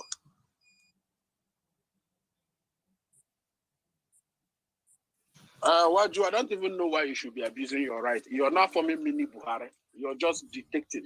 Let me talk what I'm saying now. What is all these things? I have told you what I told you. Elective officer or not elective officer, appointed or not appointed, he served under this government. Is what I'm telling you. You're not telling me elective. What has elective to do with it? Today, there are many APC members that you people hate that are not elected. Many of the APC members were not elected, and you hate them. So what are you trying to tell me? I'm going to use that power again because I know that the way I use the power, you don't like it. But I like the fact that I'm using that power. And let me let you know that you are talking about Peter Obi today. There are millions of Nigeria that have been appointed members of government even from 1999, even the ones that are with your party at the moment that you support, including your vice president. You also should go and get that fact too, if that's what you want to actually play. Tony Cole has served. Patu Tomi was never elected as a government official, but he was also appointed. So if you are making all those points as if others there don't know too, maybe you should not deceive yourself. We all know. And these guys have served, appointed. Nimi Akikugbe today is an ambassador. Nimi Akikugbe has never served under any government as an elected, office holder. She is working for the APC. Does she align with APC? I know the answer is no, because I know Nimi Akikugbe as a person. So if you are talking about, if you want to justify what you think you know, don't get it twisted. There are people here too that also read. They understand what is happening. So if your own justification for OB7, according to you under APC, because he was elected and because he was appointed, is the thing that we should know. Don't get it twisted. Everybody on this space knows one thing or the other. They might not come here to actually blow it so that you will understand. Everyone that you think you know, Ruben Abati today is seen as a person.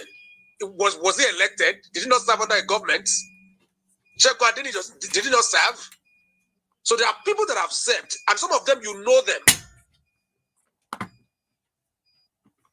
Give me a minute. No. Wait, let me finish now. One thing you don't understand is the more you move me, the more you give me the time to re-strategize. Now you agree that P2B served under PDP, which he was appointed. And now you don't want to agree that P2B served under APC, appointed. I don't even know where you're going at. I don't even understand it. If you can clear that to me, why you accept that P2B was appointed and served under PDP, and that's okay. And the same appointment that carried him over to APC, which was sacked by the president, you said no. Now it is no more. Here we draw the line. So I ask myself, what is the issue? What is the problem here? Sorry. Did you all hear what I said? Because I believe that Dougie was not listening to me at all, and I think there's no need for me to actually continue with this back and forth. Zege wants to say something, so I'll yield the mic. Just have your way, please. Okay. Can I please complete my session? Let me please complete my session. Let me please Please, let Dougie finish his submission. Then we'll now have the next speaker. I beg. And then too many people already in my DM saying that they don't allow them to speak. I beg. If you have spoken before, I might respectfully take you down now. Make you know this. Dougie, I beg. You have 5 minutes. I beg. Thank you, sir.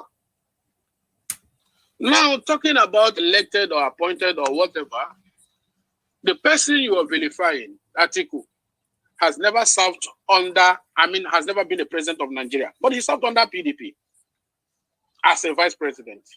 Now, P2B served under PDP, economic advisor, appointed, and also under APC, appointed. Now, the Tinubu that you don't want, because I love it when you guys say, let us vote person, not party.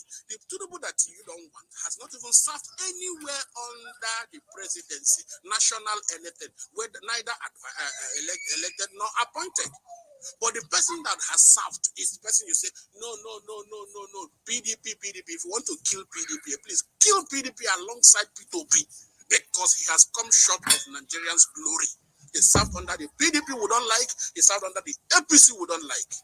With this, I yield my mic. Thank you very much. Well, can you give me a minute? Beruki, just chill a little bit. Let's quickly have Zege, then you will respond. Please. Sorry, Wajo, it's my turn, but actually I am going out.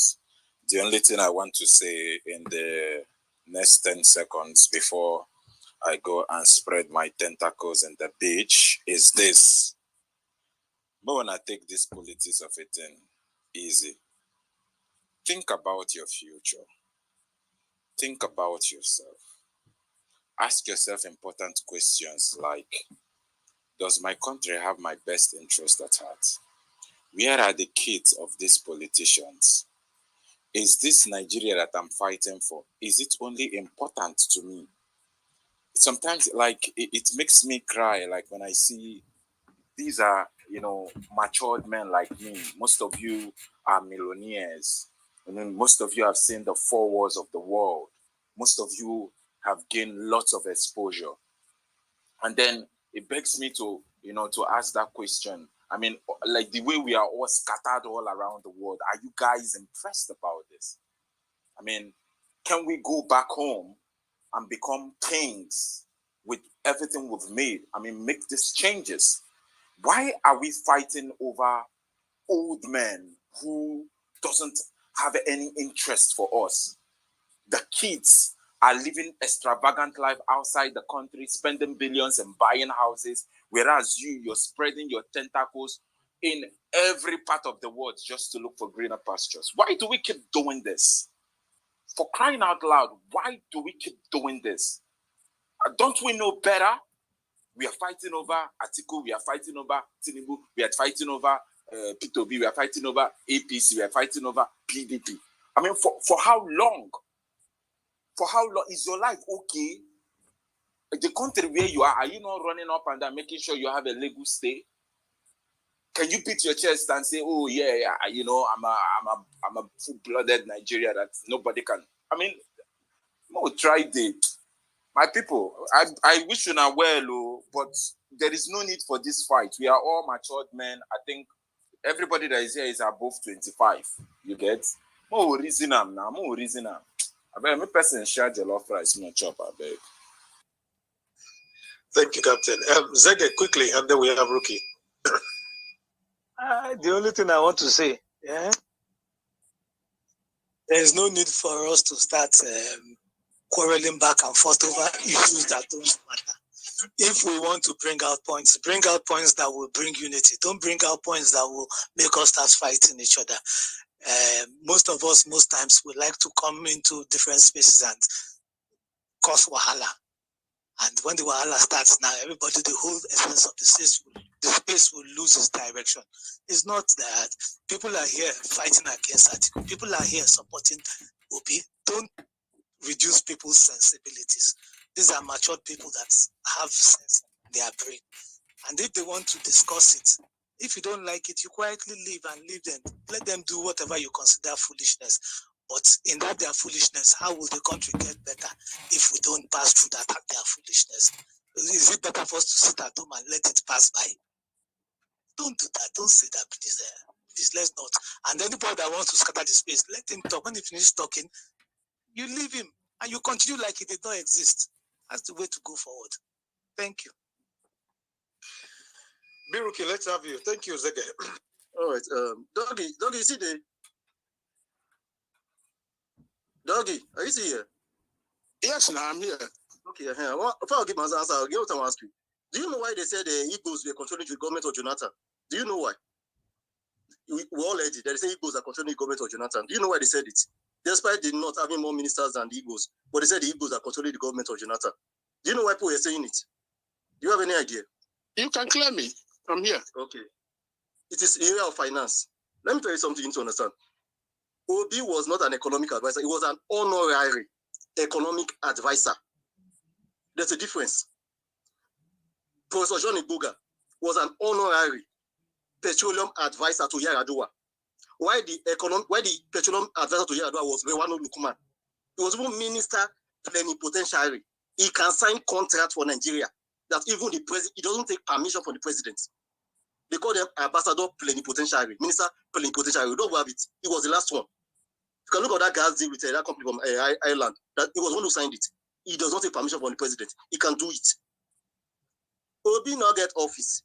His focus was on investment. Then he was the governor of Abga. The only thing he advised Jonathan on was investment. The economic advisor of Jonathan, let me tell you, we call them the Anoma Mafia from Delta State. Now them, they run Jonathan government. The head of the mafia is Okonjo Iweala.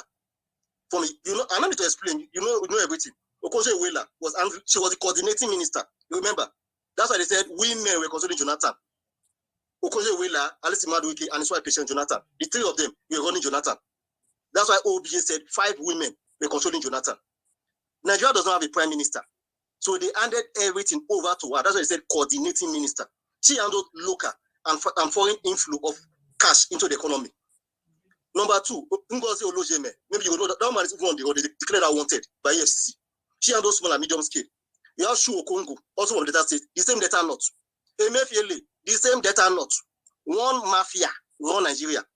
So when the Northerners were arguing, you were the Usman Shamsudi. Usman Shamsudi was the only Northerner in the team. Obi was never a member of that team. He and talked directly to Jonathan. He was not a member of that team. That's why he was honorary. He did not get office. If you look up fake meeting, Federal Executive Council, he was never there.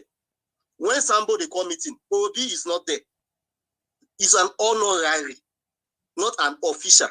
Because if they give you like this OBJ, this team advising Buhari, that team was considered officially Bosibanjo, where you have the one Bismarck and the other and the Soludo and the other. That was official team. That was honorary. If you go look up that, it says an honorary advisor to Jonathan. He was not advising Nemadi Sambo. Sambo had handled the economy, not Jonathan. He was talking to Jonathan on the investment. It was it wasn't after the election they made him head of SEC. Can I ask you a question? Can I ask you a quick question? Yeah, you can answer, yeah. Just a very fast question. Yeah, If he was honorary like you claim, why didn't his tenure elapse immediately? Good luck handed over. Why did he wait until Buhari sacked him? Emphasis on sacking. Let me break it down for you. The first appointment and only official appointment for Jonathan was 3 months after the election. Jonathan made him the head of SEC, Security Exchange Commission. It was after the election, not even before. It was after. Look it up. Jonathan appointed him as the chairman of SEC. Buhari took over. Buhari left him there. He worked with Oscar Oyema. Look up that name, Oscar Oyema. He was the one who ran this, so he's still there. He's still running stock exchange markets. I know these people. The only appointment he got was after Jonathan lost. You can look it up. That's what I say. So you're practically validating what my claim now, that he served under PDP and under PDP. I said after the election. After or before, he served under PDP and under APC. You have nobody is saying he did not serve. In what capacity? So what are you trying to clear me on here now? Are you trying to use English or broken to confuse me? Okay, guys. Sorry, Biruki, Dogi. I think we're done with that particular conversation. There are other people that want to speak. I'm sorry. I just don't want us to go back and forth. Let's move ahead. Thank you, guys. Dogi was right. Biruki is right. The truth is, yes, Obi served under APC and PDP. Atiku did not serve under PDP because it was just a mere vice president, to use his analogy, and all others have not served, so it's understandable.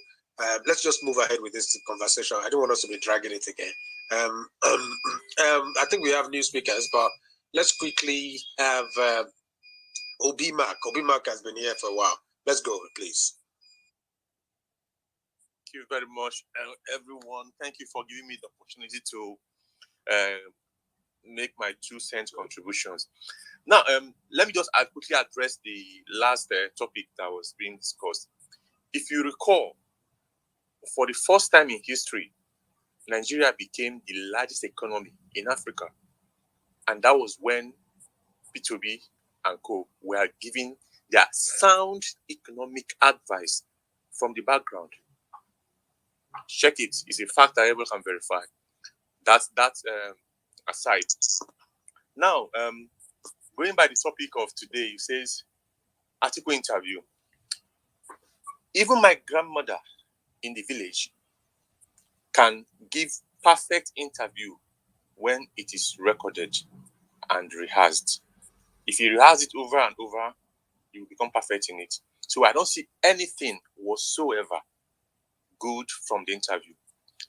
If he had sat on the hot seat live, then we can be having this discussion. For me, that part of Atiku's interview should not be part of this discussion at all. It's just we trying to make him relevant when he should not be relevant at all. Then we talk of what we should be looking at now is Nigeria is 62 years now by October 1st. And we are still campaigning and clamoring for, permit my word, old cargoes that are having memory losses. How would they know what they have signed before? I saw a video yesterday night where the Jagaban supposedly forgot the name of his party. Now, someone like that, he's very vulnerable. The vampires that have brought us this far into the abyss of bottomless pits would be the ones controlling him. They will give him one document 100 or 1 million times to sign, and he can never know. Buhari even went through such some years ago now. He was even forgetting the name of APC. But look at you, he's still here and had it today. He's still very fit. So I am surprised that people with sound minds will come up here on this space and try to tell me that we have one single reason to still believe in the mission of APC and PDP. They have lost it. and we should not give them any chance. Look at what happened in their primaries. As people with economic senses, if you make investments, would you not first of all try to recoup your investment, at least break even, before you start looking elsewhere? People bought delegates, not even in our local currencies, in hard currencies. What do you think will be their first priority when they get into power? I'm an accountant, chartered. I'm a certified fraud examiner. The first thing they will do is to recoup their investment, regardless of what they have promised us this time. Let's not be deceived. They are at it again, and they're now trying to perfect their gains. But we shouldn't let them get into us, please. Now, look at what's happening. There's what I call the OB effect. All of a sudden, Atiku now grants, however, recorded interview. This would not have happened if OB's effect had not started playing positively on everyone. I won't be surprised if Jagaban would take 2 months to prepare his own recorded interview, but at least we're not having this OB effect. Imagine what will happen when he now becomes our number one man, and at least show them how to do it. That would mean that those that will come after him would live up to the standard. So let's not be distracted. Nigeria has gone beyond Atiku and Tinubu. I'm not even going to go into their records. By God's grace, I have some investigative skills. I know that I work with sensitive information. I know things I've seen, both as a professional and off professional work. I will not be using those information. But what I will tell Nigerians is that none of these men have your interest at heart whatsoever. I have a lot to say, but I'm going back to work now, so I would yield the mic. Hopefully, if I come on break again, I will come back on this space and see if I can contribute more. But put that at the back of your mind that these people, they are expired. You can't go to the pharmacy and say you want to buy an expired drug. It can never work for you. Let's look at the younger ones. I would have given Shore a chance, but he doesn't live in Nigeria. He's a younger breed, but he doesn't live in Nigeria. So my only option, and what I employ every Nigerians to have, is to go the obedient way. Trust me, he's going to make a positive move towards the direction that we all seek. I yield the mic. Thank you very much. Thank you so much, Obi Machine. Because I don't want us to waste time. Said, you can talk. Let's hear from you. Said, are you there? Hello. Yeah, I'm here. Good morning, Waju, Niger Prince, and Bishop. Great space. Thanks for you giving me the opportunity. Yeah, I was just listening in all the while. It was very, interesting, the argument between you and Doggy. But I just want to make this point. We Nigerians, we are very, very unique human beings, right? We're very versatile. We're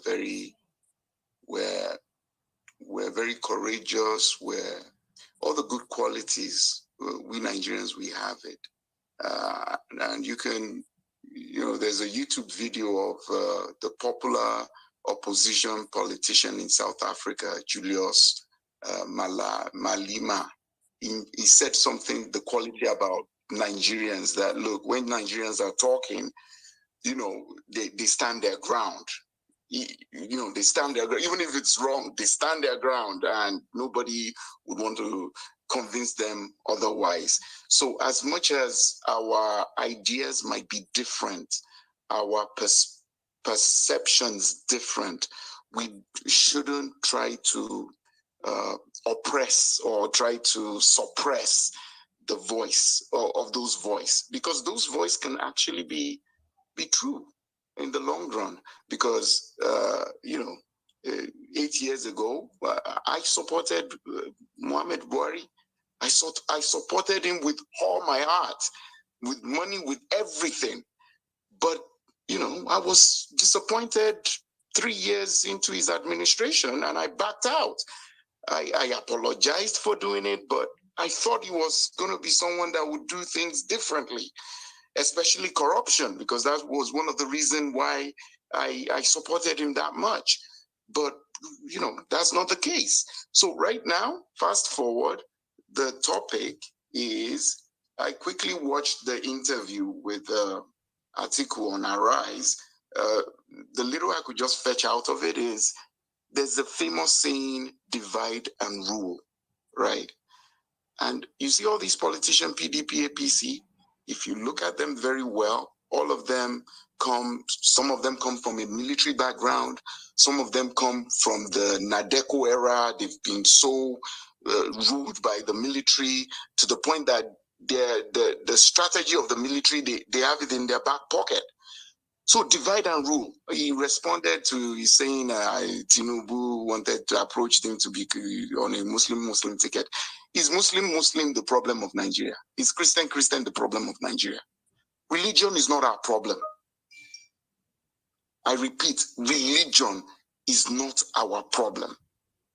The leaders divide us along ethnic and religious line for their own interest. And what is their interest? To make sure that they are in power.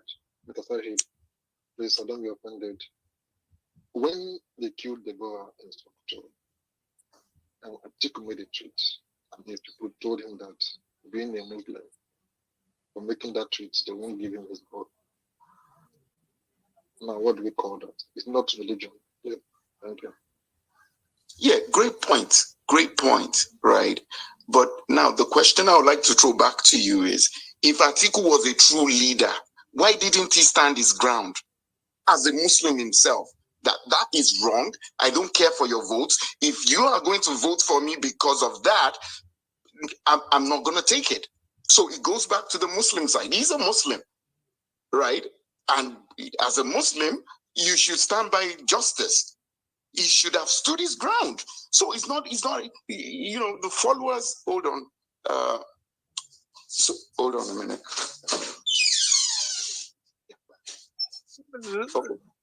So the point I'm trying to make is, religion is not the problem, right? It's the leadership that's the problem. If we have right leaders in play, all these religious bigotry and division would not be encouraged. That's the point I'm trying to make. My last point, we've all said it on this call. Some people might disagree. APC, PDP, they are more of the same. The leadership of APC today, go and check their record, they were formerly PDP members, right? So I would think logically that, hey, guess what? These PDP, APC people, anybody from this kind of set should not be voted for. Let's vote for a fresh breed of leaders. And I want you to go and watch the video of Sheung Anikulapo Puti on the conference. He had this conference. He said it. He said, we need new set of leaders from local government to presidency. New sets, never done politics before in their life. Let's put them there and let's see a difference. As long as we still put these people, APC, PDP, they follow each other. Both the bad among them and the good among them, they follow each other wherever they go. So the only thing we could do is change fresh set of leaders.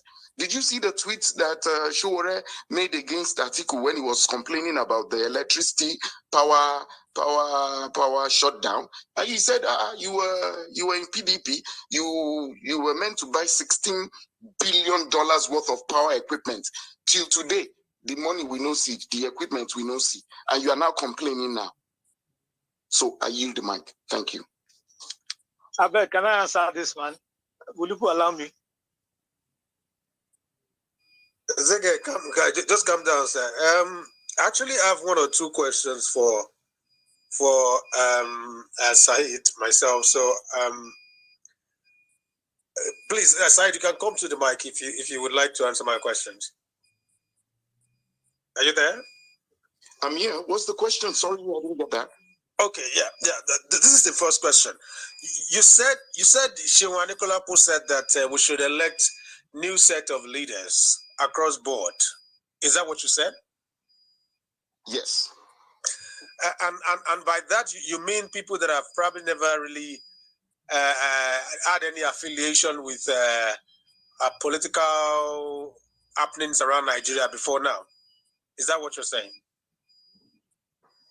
Yeah, people that are activists, activists, human activists that have always been criticizing the government and trying to do good. Okay, those are the people you think we should trust with. We should trust, government, power with. Let me ask you a question. Have you ever heard about Tai Sholari before? And then even the very popular Wale Soyinka. Have you read about them, extensively before? Now the question why I want to ask him because to no, Uncle Zege, don't worry now. I'm a Nigerian guy. See, I've said it before. I would like him to answer that question. I mean, Wale Soyinka, Tai Sholari, those were activists and critics of government at a point in Nigeria. I know them. Okay, so were they ever tested with power eventually? How very well did they fare when they had power? No, that's one. Can you go straight to your question? Ask him about People's Bank and Federal Road Safety. No. So guys, you're trying to belittle my point, and I need you to understand.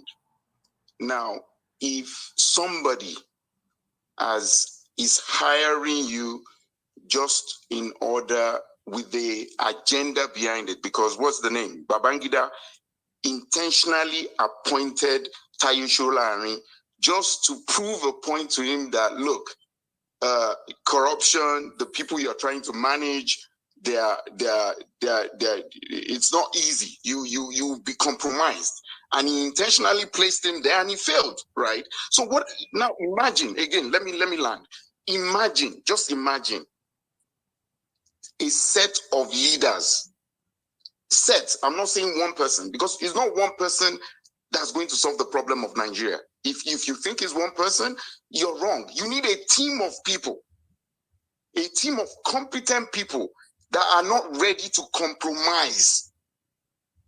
And democracy in a way is good, but the sad side of it is they said majority carries the vote. At times, majority is wrong. You need a leader that will make a decision that he will not benefit from it from the next 10 years. He might not even live to see the benefits. That's the kind of leadership Nigeria needs, that will make those tough decisions in the interest of the people, even though the people might not appreciate it at that time. So you can cherry pick what I've said and say, hey, because he has never been a politician, he cannot do well there. I'm afraid I'm wrong. If you continue, I'm afraid I don't support that ideology. If take somebody from nowhere that has the right leadership quality, put him into a position of leadership, he's going to excel than somebody that has been there, that's been in the bureaucracy system, that's been so corrupt, that knows the nooks and crannies and does not want change. You keep on cycling them, you keep on getting the same result. Let me give you a typical example. Look at this appointee in JAM. They put that guy there, and look at what he did in JAM.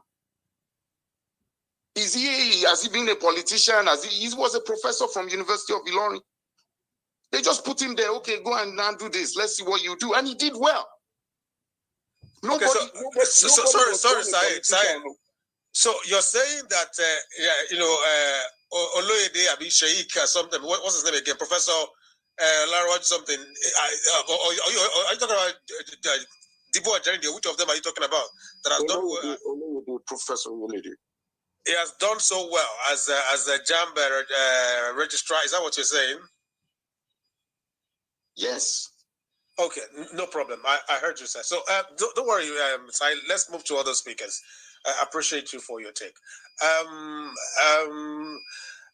Okay, we have guys that have spoken before that are raising their hands up. Please, guys, let's quickly attend to others that have not spoken. I'll come back to you.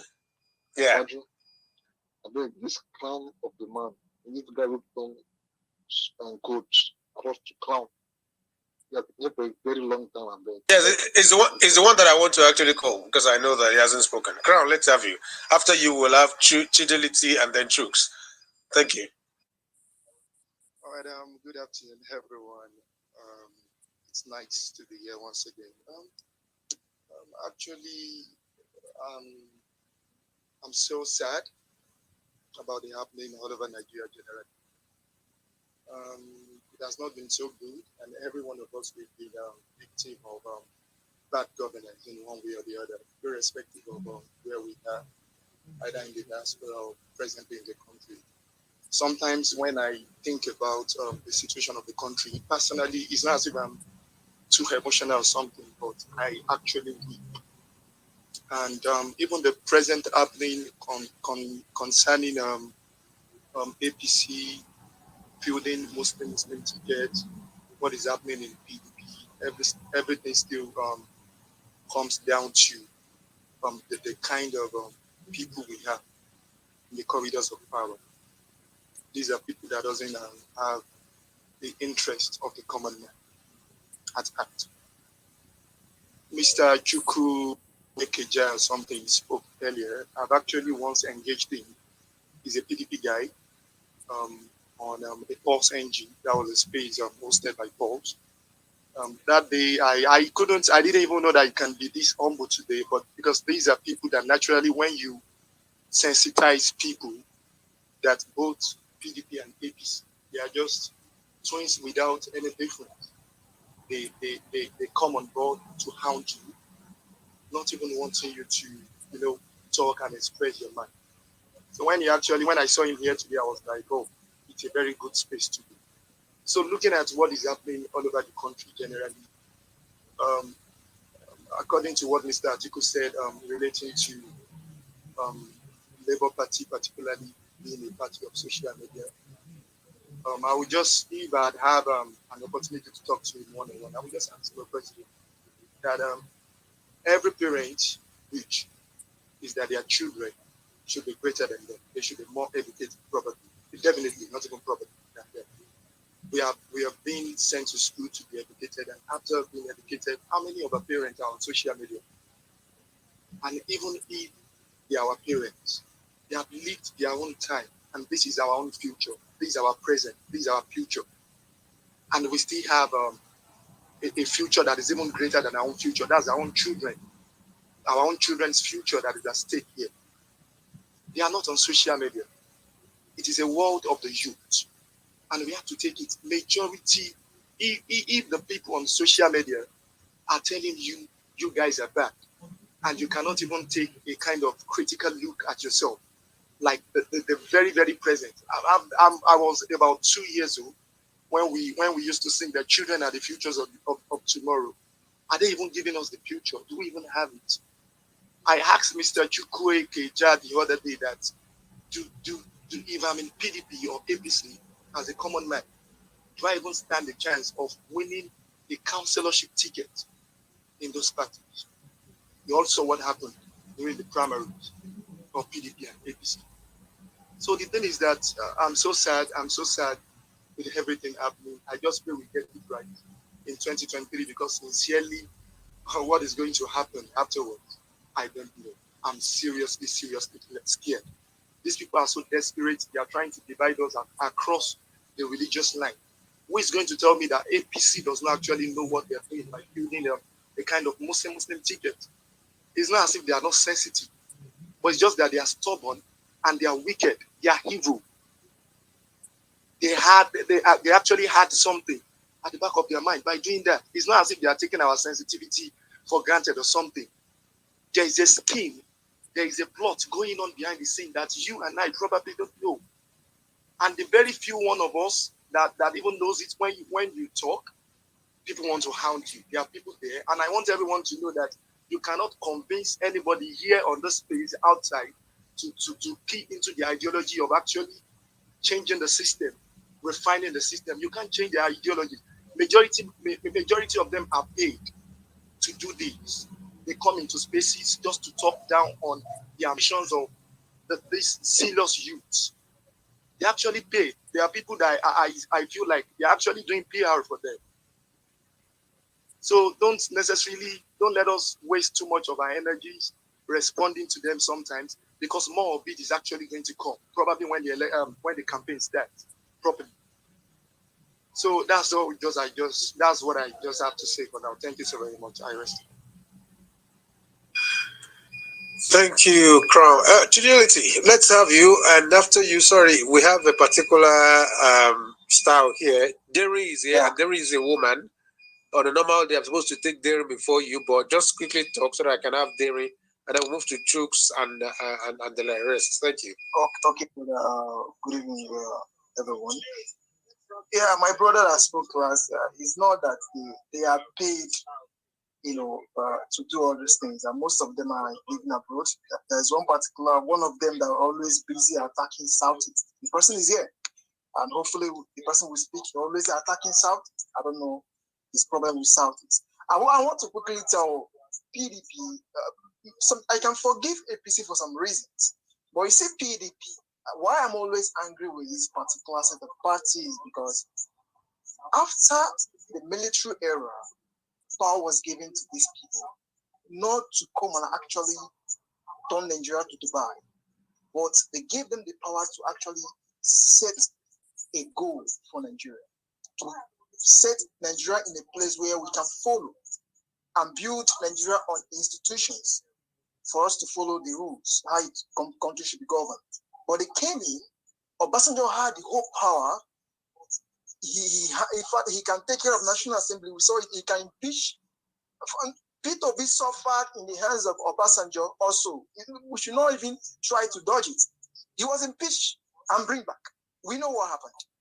Okay? So the point I'm trying to make here, they should not come in here and begin to preach for us what Atiku is coming to do, because I don't understand. After 16 years, you are telling me the economy of Nigeria was better. My brother, there's no government in Nigeria that does not have a high rate of economy. Even though Buhari, Nigeria is number one, if I'm not mistaken. But the point is, those countries below Algeria, Egypt, and South Africa are doing better when it comes to economy is affecting positively in the life of the citizens.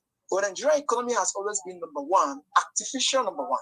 But when you come to the citizen, it's not reflecting. So we should stop telling me his economy is doing better in 1999, this, that. How much have you impacted in my life as individual? Okay, so we should stop all this. I want a country where when you leave power in 4 years, when you fix one thing permanent. Since 1999 to date, we are still campaigning with power, security, road, job creation. Are we not ashamed of all these things? We should be ashamed. 16 years of your party actually did not solve any problem. That is what it means. It solved no problem, because if you solve a problem, APC will not come in to keep fighting for the same power, road, insecurity. Please, we should be smart enough to know what we campaign for, and to tell people what you have done. You have done absolutely nothing. Nothing. Thank you.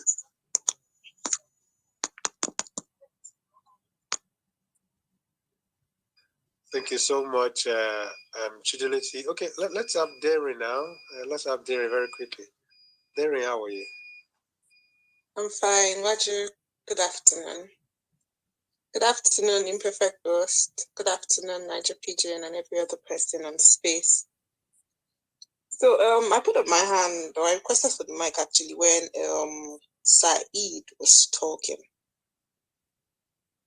I don't know how these Sowore people, how they talk about these things. I mean, they present their candidate, they present their ideology, and somehow, maybe it's just me, I don't know how maybe they don't get that feedback from people, or maybe they just don't know that every time they talk, they come off as dictatorial.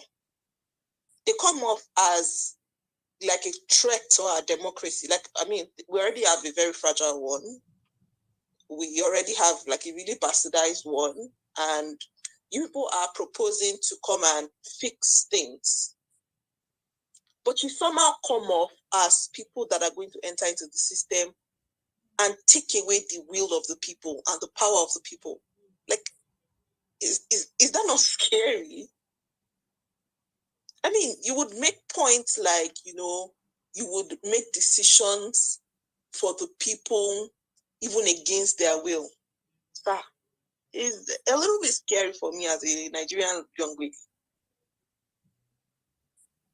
And then if you couple the way they talk with the actual like verifiable statistics, that the truth about it is all world over, activists most often times when they get into power, they actually become dictators. It starts to like paint a very scary picture. Like, you don't have to take my word for it. Just Google activists that became that held elective posts. Check the percentage of them that actually their what's it called? Their tenure was good. Check it against those who became dictators. And then you come and you say these things, and it's just, I just wonder, like, you would enter into government in such a bastardized economy, democracy like ours, and what you will do is usurp the will of the people, the power of the people.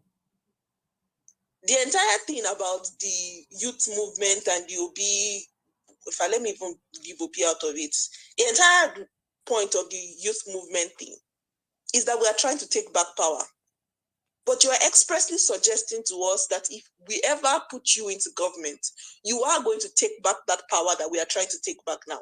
So, excuse me, why should we even give you a chance? Then every time this thing comes up, the entire opposition in their different parties keep suggesting that Obi, one man. I'm sorry I'm not speaking on the topic. I'm going to go back to the topic in a bit. There are just some things that some people have said that like stood out to me that I quickly wanted to just give my 2 cents about. They keep putting off this idea that, in the eventuality or in the like possibility that Obi wins. Of course, I'm an Obi person, so I'm praying for that it would run a one-man show. Excuse me. As at the time when OBJ was coming into power, it was not like he had a ready-made team that, I mean, we can all agree on this space that he had these flaws. He had these very serious flaws. But so far, that seems to be the best presidency we've had. As at 1999 when he was getting elected, or 1998 when he was canvassing for votes, it's not like he had one ready-made team somewhere. But he understood that, okay, going into it, I want to work with a certain kind of people. I want to work with technocrats that understand the different fields of the economy, and they should be able to function in those fields to achieve a certain kind of results that I want. And that's what he did. So when you come and say these things, it's just like, I don't know, mischievous to me. He's canvassing for votes now. Do you expect him to construct a cabinet for you? This is one person that's consistently said that he's looking out for people of stars in their field that he wants to work with. And people are coming and saying he's going to run a one-man show. Like, how far? Then coming back to Atiku's interview, I mean, as usual, he joined like the other politicians that have managed to, make Obi like one of their talking points in any interview that they've granted. I mean, I actually thought it was going to be different, considering the fact that they have or they had some sort of personal relationship. So I thought it was going to be different, but I mean, that did not happen. So moving forward, he joined them to, talk about how unpopular he is in the North. I mean, that's why he made the allusion of that 90% of Northerners are not on social media. And then for me, it now begs the question of these YouPost interviews get translated into like the Hausa language, which is like the most widely spoken language in the North. And your people listen to it. And you people are supposedly the most popular candidates. So don't you think that, the first person said, the second person said, the third person said, by your own self, with your own mouth, or if there's anything like that, you don't think that your people will start to wonder, who is this common denominator in all of these our politicians? Who is this common denominator that they're always talking about? Why is everybody like about him? The first person talked, Obi, and how he does not have popularity in the North. The second person talked, Obi, and how they don't know him in the North. The third person too will talk, Obi, and how something in the North. Like, you don't think that people will start to get curious and start to find out that why are all of these people, they are not talking about each other. They are mostly focused on this one person. You don't think that you by yourself are even spreading his popularity. Like, we have 6 months to the election. Let's see. If by then we happen to not be able to like talk to Obi, by then we've not been able to talk to quite a lot of Northerners. In fact, the polls will just tell at this point. Let's see how the polls will go and stop disturbing us with all of these things. So that's just what I wanted to say. Thank you. Thank you so much, Jerry. Do we still have Chooks on the speaker section? Okay, Chooks, let's have you very quickly. After you, we'll have Agunaya and then Ahmed will speak. So, Chooks, let's have you. Is Chooks there? Agunaya, are you there? Yes, I am. Let's have you, sir. Thank you. I've been waiting patiently. Thanks for the chance to speak. I had most of the speakers earlier before now, and I understand too that it's about Atiku's interview. But at the same time, when sentiment comes in, we also express our views about other parties, which I think is okay, So yesterday I shared a space on AIT. I was called to have my view from the diaspora because I live in the US. So I shared a space with someone in UK and in New York, and because I'm in Pennsylvania. So when we were asked, when they called me to speak a few days ago, they were asking me who was I showing sympathy to. I said P2B, of course, not because I'm Igbo, but they wanted to have different views. They want to have APC per se, PDP, and maybe Labour. But I told them I am registered PDP member since 2008. But listen, this has gone beyond partisan politics. I told them, yes, I only served in my local government before I relocated for studies. But listen, I said, think about your children. Think about the unborn ones. Think about the killings every day in Nigeria. Think about the insecurity. Think about the hike in price of everything. Today, $1 is almost 27 naira, if I'm not mistaken. What can you buy? If you're not, even if you think you have money, how many people will you be feeding? Think of people begging you for money. Think of people you want to empower. If you think you're not affected directly or indirectly, then you're not thinking properly. I was able to meet Atiku in 2017 when he came to campaign in Enugu State, where he met the PDP stakeholders. He was talking about this is the last chance for the Igbos to vote the North so that the power will come to them in 2023. I'm like, this has now become more of ethnicity. It shouldn't be. That's my problem. And I was able to listen to his interview. Today, I had to wake up early to listen to the interview. He's talking about PDP. We surprised that in the Southeast, that Labour Party will not even get enough. That it won't be a miracle for Labour Party to get more votes than PDP. I think he's dreaming. He's dreaming Because Atiku himself, I can tell you that as of today, Atiku and his wife has been kept on close watch by the US. And just like I wouldn't want to talk about APC, of course, this is because if the US places you on such a watch, they have substantial reason, evidence to name you, even though they may not come out to tell you this, that. I'm not a journalist to do an investigative journalism, but from the article I read from the US Department, which I might share here on this platform, if you want it, it shows how we cannot trust people. We definitely will want you to share that particular article. I will share. Yeah, please. You can put it on the jumbotron. Let's have it, please. Thank you. I will. So it is high time we listen to our consciences. You and I know. People know, have people speak on this platform. This man is this man. Listen, APC and PDP are the same thing. I don't want to mention party names.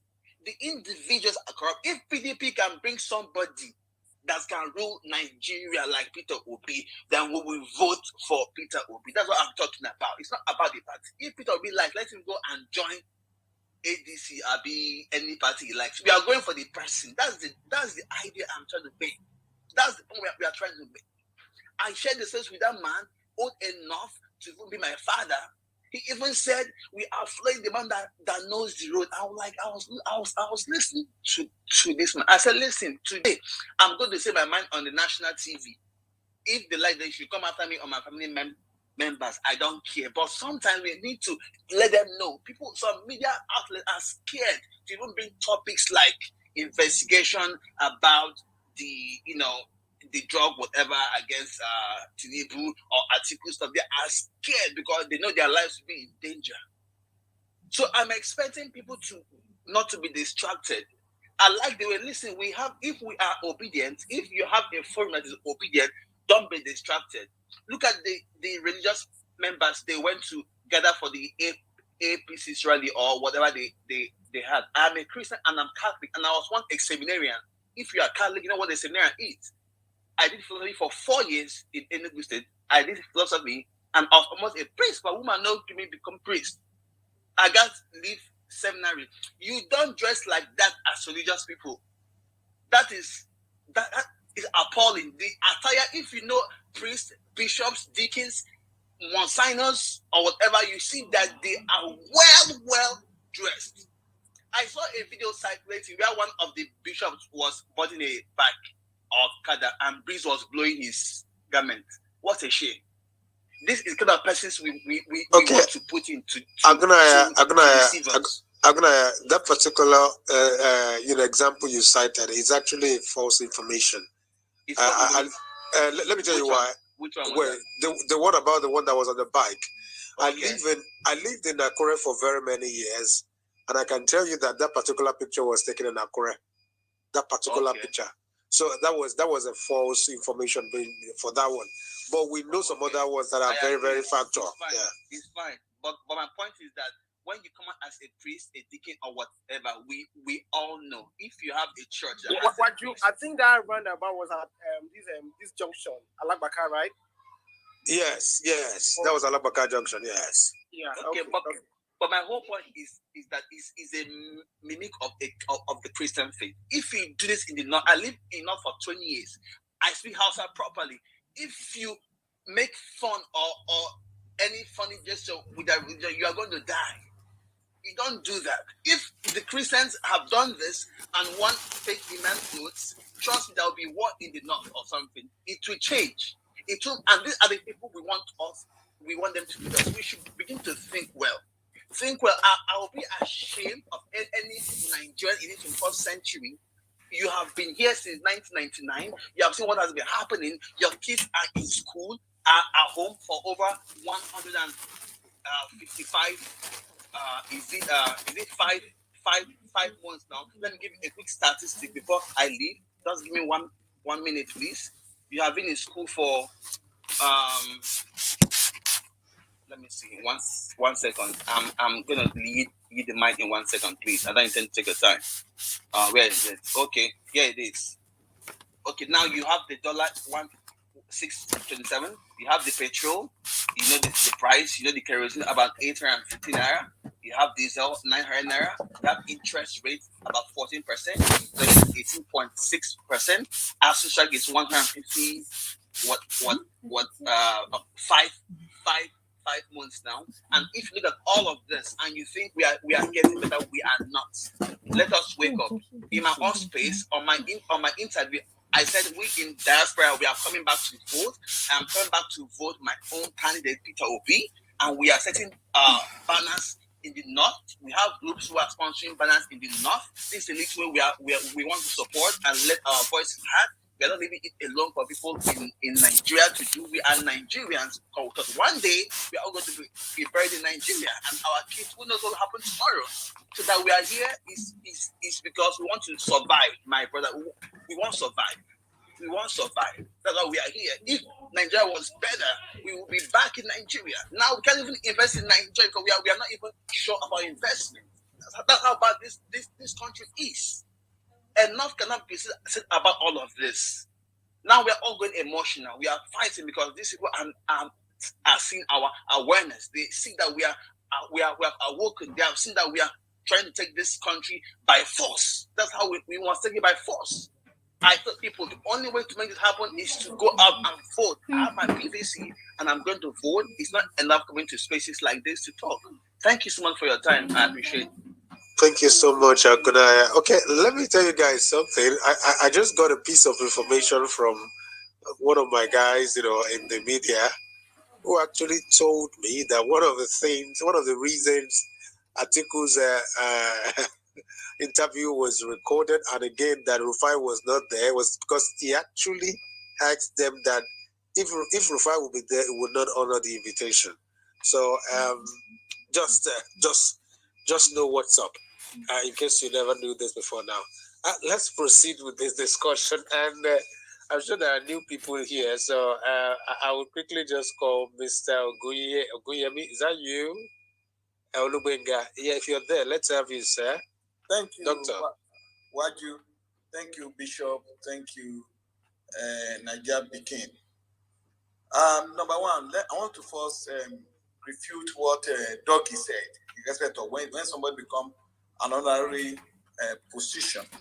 It's like when you give somebody an honorary doctorate degree, does not make the person a PhD holder, and he cannot make presentation. People should know that he cannot make it, but he can have it as a title. And most times, people can appoint you as honorary so that maybe they notice there's a vacuum because of your capacity. They might begin to discuss with you what is private thing people discuss with them and say, what is your opinion on this? So you don't have a right to document. You don't have, like the other guy spoke, you don't have a right to say anything. If I might appoint Waju as my honorary media person. So when my people who are medias talk to me, I will call Waju and say, Waju, look at what they said. Is it the right direction? Are they pointing me? You might say yes. I might say, okay, I've heard you, and I followed what my people say. I think Jonathan must have noticed the competency and capacity of Peter Obi, who was in Abga, and I brought her in because of Okonjo Iweala, who have felt that this guy has something that we need. Two, when he was appointed, when Jonathan lost the election, there are some positions that need to, one, some places are expired, they can't be renewed. Those occupying those positions cannot be renewed, so, and it must not be left vacuum. So Jonathan not only he put a lot of people in those open space so that they operate. So immediately Buhari came, Buhari didn't appoint anybody for 3 months. Even 3 months, until August or September also. So those people were there operating there until when I get in his cabinet and started operating them. And how do you operate them? You can't say go. You have to use the word sack or relieved of the appointment. So people should not use. For example, now one of my friends is not a physicist, not anybody, but Oshibaju always consult him. He's a professor in medicine here, about things going on in Nigeria. He just wants his opinion. But Ochibadio appointed as honorary. And if somebody now call me and say he served with APC, he will be laughing. What are you talking? I didn't serve with you guys, but your principal only give me and only come and advise. So people don't choose what, especially when you are ignorant. Please don't come to the space where I'm talking to people who are enlightened, who know things. And then, because when you talk, especially in academics, when we make presentation, there must be evidence. That's why any statement you made in academics, you must reference something or evidence it, or hey, become, we call it vague. So if you are talking, if you don't have evidence, your word becomes vague. It doesn't hold water. It's just your mind, your thinking. And if you are referencing it, you are referencing things that are related to what you are talking. Just don't bring something up to say, okay, I have to back it up. You don't back up with a good idea, then they see you as somebody who's not serious with what they are doing. And that's why in academics, some people go faster, some people go slower, because depending on the way you respond and the way you reference things. Then coming to the Atiku case. Number one, the reason why I lost interest in the issue was the Atiku recorded it. Why you have to be recorded? Anything recorded can be edited. So anything recorded can be edited by anybody to suit the hearers. And that's what he did. He should come out straight and face the people. What come to do? That was what Buhari did when during the answers they killed people. Buhari recorded a video and it was posted to people, and then so that he exonerated himself from what happened. It's only in Nigeria here. I'm a member of Conservative Party in UK. It's only in Nigeria that people are not responding to their people. It's not. I don't know. It's only in Nigeria people are not responding. Now we wanted to elect a new leader in Conservative Party. Richie and Lizzie, they are facing the hot seat. People are asking questions. Yesterday, there's a BBC reporter called Betty had a one-on-one interview with the opposition leader. I forgot his name now. The Labour leader, and he was telling him straight to his the way I talk to you. Can you forget the name of Labour leader when you're when you're a conservative member? That doesn't. And he never. That doesn't mean that by today we say police go after Betty.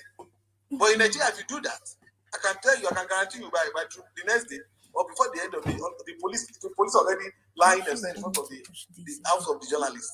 Those are the things you should. I mean, one of the things that bothers me is that these younger people. I tell people I'm above 50. My children won't live in Nigeria. They live in UK. They enjoy everything life. You people are there. We are fighting for you, and you are the same people that put your head on these people.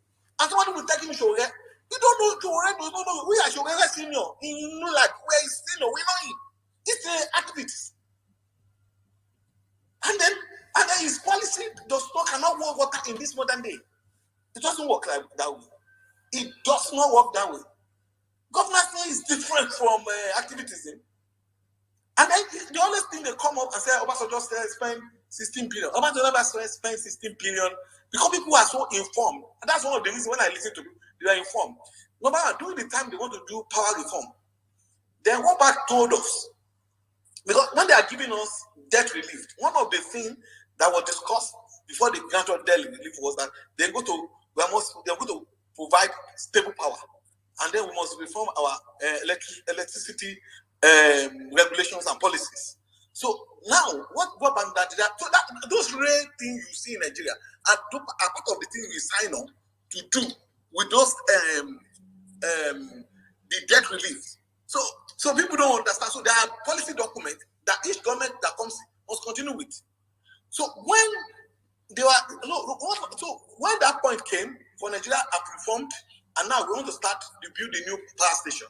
So what they did was that World Bank did what they call they open an LC for us. You understand it? And then when you open an LC, it means you are going to be the one that will provide the loan. And it's not 1 billion. People thought all they spent was $3 billion. The $3 billion is used to import the power plant to Nigeria. So those power plant came in 2000 around April towards July 2006. So they were evacuating them Okay, sir, please, you're taking more than, I don't know, 4 minutes. What is that? Just like 2 minutes around the place. Let's have a speaker. Thank you, sir. So, okay, so what happened is that I just want to talk about the 16 billion and then, so that, what happened was, immediately those power stations were in the port, when military Yar'Adua took over power and there was agitation of the issue of NNPC, all this. So Yar'Adua, there's a guy called Turaki, Samuel Turaki, who was Yar'Adua economic advisor, it was one that started that they spent 11 billion to 16 billion dollars. Now, when that guy came into, they were the one who are now abandoned. I said, abandon those equipment in the port. Ask anybody who's in the Apapa port. They have the equipment there for ages. Even Jonathan too didn't touch it. It was partial. That's why I give it to APC. I give that to Buhari. I'm not supporting it. It was Buhari that came back and evacuating those equipment and started building power plant until it was removed. That is it. So we should know the truth. So we should not come saying things that's not real. Thank you very much. Are you the man? Thank you so much, sir. Doggy, the don't to what you sir, Doggy.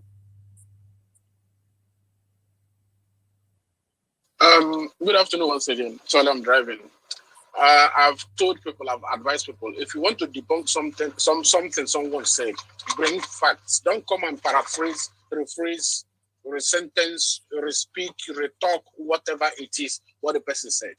I said that this man was appointed by Goodluck. You said, no, it is honorary. It is honorary. No, honorary. Honorary. He was honored by the Rare, and Rare honored him. And at the end of the day, you said, oh, it was after, at the end of his tenure, that he then was appointed alongside others. You said it, not me, not me. I said that the man was appointed. You said, no, it was honorary. And you said after the honorary, he was then appointed. I don't even know what you want to debunk. I don't even know what you're trying to say. That one apart, anyway. Let's shoot that one. Somebody came here and said that, the P2B effect. The P2B effect. Before now, the presidential candidates were not giving interviews and otherwise. Anyway, I don't even know where you're getting it from. Go to the internet and see the barrels of what is the Showore's interview. They are everywhere there in the internet. Go to the internet, you see barrels of Tinubu's interview. You go in the internet, you see barrels of Atiku's interview. The P2B's effect. I don't even know what you mean with it anyway, but that is okay. That's good. That apart. Another person came and said, oh, the one that is attacking the South is the one he is in abroad. He's being paid. They are pushing our agenda. Yes, Oga, in case you don't know, we are pushing our agenda. And our agenda is to make Tinubu the president, just like our agenda is to make P2B the president. And I won't sit and watch you get your own achieved. I will fight my own. I have my candidate, you have your candidate. You have your agenda, I have my agenda. And now let me tell you something, because if all of us want to be mad, let us all of us be mad. You were in a space hosted by somebody who is living in abroad. We're having people in attendance who are living in abroad. Some of them are speaking to your own conscience and you like it. From abroad. And me from abroad is speaking to my own conscience. You say, no! Because you're not speaking to my own conscience, your own abroad is not the fake abroad. Are you mad? You also said that, oh, he is attacking this. Doggy, I would appreciate everything. And I'm serious here. But let's do away with unnecessary name calling and, swear words. It doesn't actually assure us as educated and as civil. I understand that we all are angry. I'm also angry, but none of them actually called anybody mad here. You probably have resorted to employing such words to address people. I'm not going to let that fly. I'm begging you. See, you are my friend, you're my brother, and I like the fact that you are passionate about what you believe in. But that you will call people mad or you ask if they are mad, no. First and foremost, like somebody said on this space, nobody here is a child. You should know that. They might not agree with everything that you stand for, but that you now start using swear and belittling, expressions to define that persons. No, I'm not going to let that fly. So I beg you, Doggy, say whatever you want to say. don't be condescending while talking to people. No, don't do that. Nobody is mad here. If anybody were to be mad here, you will not even be here to attend to them. That's the truth. So please. Well, one thing that is very, very bad is injustice. When that guy spoke, he said, I don't understand how a sane human being, he used that word, or how somebody that is, there's a way he put it. And that was this doggy guy. Can just take the speaker from him. And he cannot understand how somebody who is in his senses will be supporting the other people. That was insult enough. But you did not pick offense. You didn't pick offense. And that is injustice to my person. I'm just going from one space to the other, arguing and talking crap. If he's finished, take the mic from him. Okay, I'm sorry if he said that, but you know that when you were now addressing the house, he said it, and that's why I asked him the question. No, but I'm sorry.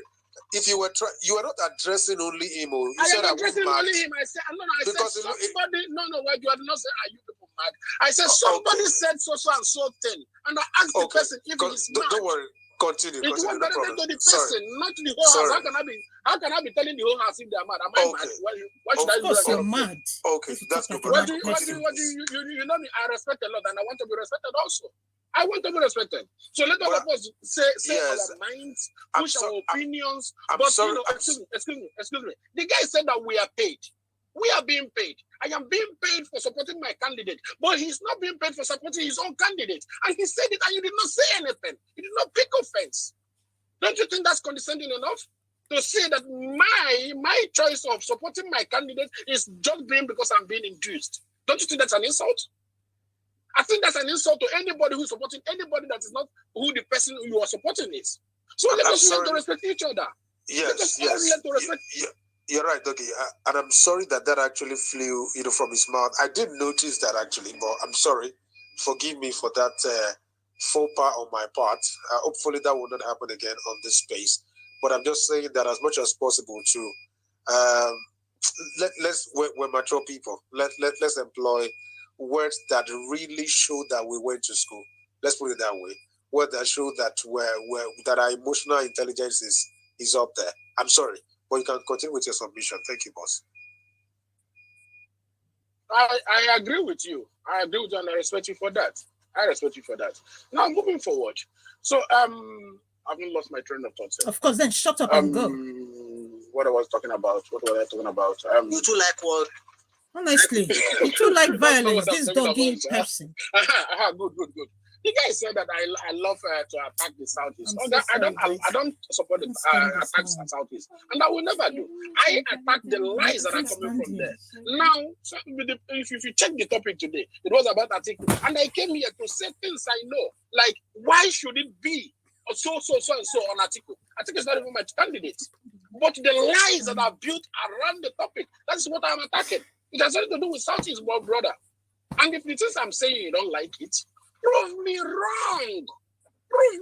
I love arguments. I love debates. And I love people who are bringing facts to counter what I'm saying. Don't just say he's attacking Southeast. If you're saying that, for example, that Southeast is 100 and I know there are 50, and I'll keep you quiet, I will not do. I will tell you that there are 50 and I'll bring you the things that made them 50. This is how I roll. So, with that, please, there's another person that said something. I've forgotten that anyway, but I hope that I will get the mic anytime soon. No, you won't. I've lost my train of thought. Hey, shut up. Thank you. You're my guy anytime, any day, man. Thank you so much, brother. You know what? I want to be done with people that I know they have spoken before, and they just quickly want to drop their 2 cents, so we can drop them and take in new speakers. So, you can drop me now. You can drop him. Drop Doggy. Oh, okay, brother. No, Doggy.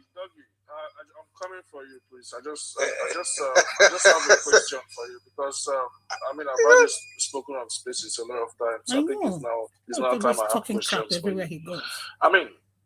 Everybody knows the level of the issues we're having today, as within this APC government. And then I'm asking you right now, what is it that this government has done today, that we are looking at today from north to south, that is propelling people like you to say, yes, give APC another chance? What is it that you have seen today from this present administration that you can say, guys, APC has done well? He just likes being in the opposition. Come 2023. That's the question I want to ask you. Okay, I will combine two things, because I know you guys always want to vote candidate and not party. But now let me even talk about APC. For me, APC has done best compared to any other political party in Nigeria before. One, when Buhari came in, somebody have talked about, yes, I remember that now. When P2B came, that was when Nigeria had the biggest economy and otherwise. That's a blatant lie. Because many people will talk about Naira, for example. Now, Naira did not crash under APC. It didn't. It crashed under PDP. And P2B was one of the advising persons there. But let me answer your question directly. When Buhari came in, the very first thing he did was to give bailout funds to governors, to states, to bail states. Maybe that's for you, not something to applaud. That's for me something to applaud. Another thing Buhari did that I applaud him very, very much. If we talk about anything here, anybody will say, when we talk about governance, so, governance is continuing. Governance is continuing. Governance is continuing. The very first and possibly the only government in Nigeria that's continuing where the others stopped is APC. The whole of almost all the projects Buhari has executed today were projects that has been there decades ago. Decades. Some from the military era, some from PDP. For example, implementation of the TSA. PDP invented the TSA. BVM, PDP invented it. NIM, PDP invented it. But they not implement it. This president administration implemented all of them. The second Niger bridge was Shehu Shagari, who designed it. This government built it. Warita Railway. Many of these projects that you are talking about today, this present administration did all of them. But PDP left all of them, did not do any of them. So, there are many things. Talk about the payment. Hold on. Talk about the payment of the Biafran soldiers, which Obasanjo gave the presidential pardon in 2002. But did not pay their pension. Yaradua came, did not pay it. Good Luck came, did not pay it. Buhari came, paid it. Settled the Biafran and Nigerian case that has been lingering in the ECOWAS court for ages. He did not. Nobody took. It wasn't uninteresting for anybody. Buhari came, paid it. Akane International Airport. Buhari administration renovated it. What is his name? Onitsha Enugu Expressway that PDP started, couldn't finish. Buhari started it, continued it, and almost finished it today. Enugu Port Harcourt Expressway. Buhari. I'm talking about things now that is in Southeast, so I've not gone to Nigeria. Southeast. So that we cannot say we did not see them. Such an idiot. All right, I haven't seen the expressway. Bishop, they hear me? Okay. I've got some questions. Would they hear you? Can we stick to the topic? I'll go wait more. I didn't answer one or two of your questions. No, go allow people. No, I want to clear something, but no problem. I'll go stay there. Make everyone continue. I'm not gonna give a 1 minute. Make him counter the claims that I laid here. Make him counter any of that. Wait, now which Enugu road or do you know I don't know. The Enugu Expressway, the one you know. Where does the keep? Honestly, where is this doggy person from? Which Nigeria does he live in? For second Niger bridge until it is at this stage that it is now. I drove on it. It is not yet finished, but almost finished. I drove on almost. it. What did they tell me? When? Last year, I drove on it. 2022, I drove on it. It's almost finished. Almost finished. Almost finished. I'm not going to talk about this thing. Almost finished. You're proud to say it. The second Niger bridge. Please take the mic from this person. You hear what? There's no way in there. You don't know where he did. He did for Aschaffenburg. You know Aschaffenburg now. Aschaffenburg for Germany.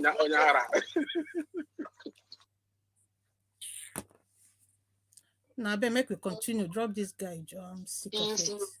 Kill me. Kill me. Now, let's ask you one sincere question. Honestly, I can't stand him. To go to the northern part of Nigeria police service currently. I don't know her personally. So, if I can send any of my relatives now, your niece, you younger brother, your younger sister, I don't want to say your children, no, that would be too personal. Let's say your relatives now, your niece or your nephew or your younger brother or sister who go Borno State or go do it service now, comment or those 4 months. That's the audacity to talk about Southeast and development. As we are speaking now, my cousin, because I don't have only one younger brother I have. I see road in the north. All of them are not in Nigeria. But my cousin is currently now in Kaduna. Today, as we're talking now. Wait. And he is doing very fine in farming. Very, very fine. This one, not the same people tell me. I'm talking about my cousin. My mama them last. Why is it not your wife or your daughter? Chibweze Ike is his name. He is there now. And he came last year and took his sister and his brother. He took them there, and 3 of them are living there now. So when you people stay here and talk as if the whole people in Kaduna, the people in the north have died, I'm not saying there's no insecurity there, and I will never say. But just like, anyway, you can say what you want to say anyway, but I'm telling you that my cousin, not be saying it, not be far cousin, my cousin, direct cousin, my mama, junior brother, and I am born now. So they talk this way, they talk.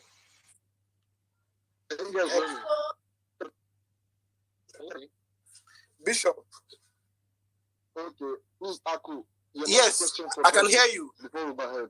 Okay, Aku, please, one more question for me. Before we go. Me, I know just get any question for Doggy. People should ignore him. Let's move on, listening please. To me here, at least you've seen what the APC government has done for us, and the people like Doggy wants to also promote them come 2023 for them to go back. I mentioned some debunk them. I mentioned some. Tell me that I can't do the airport was not renovated. Tell me that renovated a cargo airport. So what I'm just trying to say in essence is this: with the naira, the way the naira against the dollar is, with the level of insecurity we have in this country, with the fact that this government refused to name terrorist sponsors, with the level of corruption as well, that Doggy is saying, guys, let's put back APC and tell them, well done. Let's not forget about the lives and properties that have been destroyed within this APC government. But, Doggy, of course, you have the right to also say, support whoever you want to support. It's okay. But I'm just trying to lay this thing out there for everybody here listening to us to also understand that we haven't forgotten soon for 7 years what this APC government, the number of lives that have been destroyed with this same APC government. Thank you very much.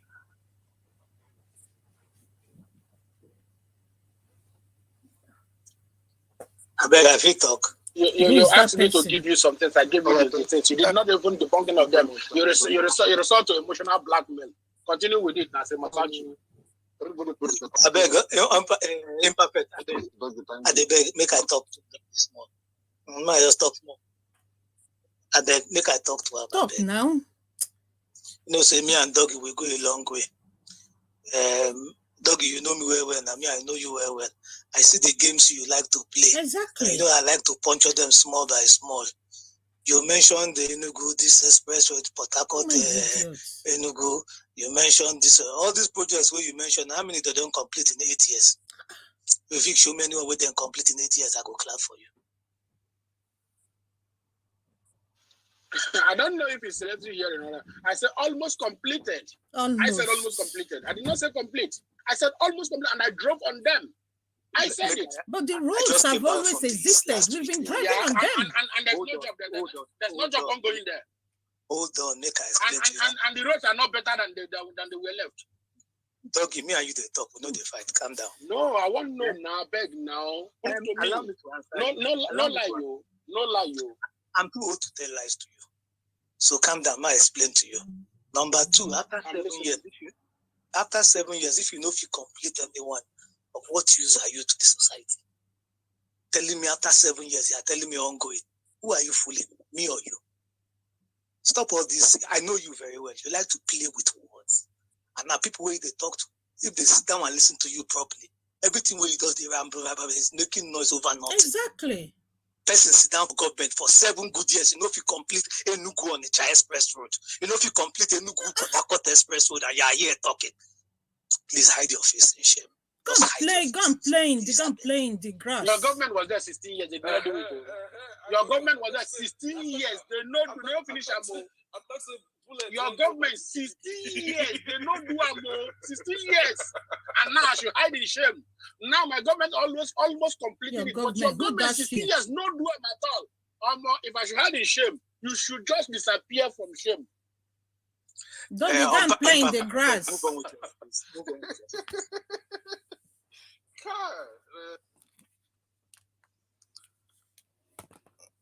I beg Nigeria Pigeon, are you there? Please let us get this house going. These APC and PDP people, I beg, take them off if possible. They don't have anything to say. Because let us move on, please. They are the same thing. They have proved it over time that see what they're arguing here. 16 years, 8 years, he did not complete, I didn't know how shameless. See the shame. I know. You understand? So I just look at someone that is outside the country, that is probably driving now on the highway, that he knows how long it takes to complete a highway, shouting that for 7 years we have not completed, it's almost completed.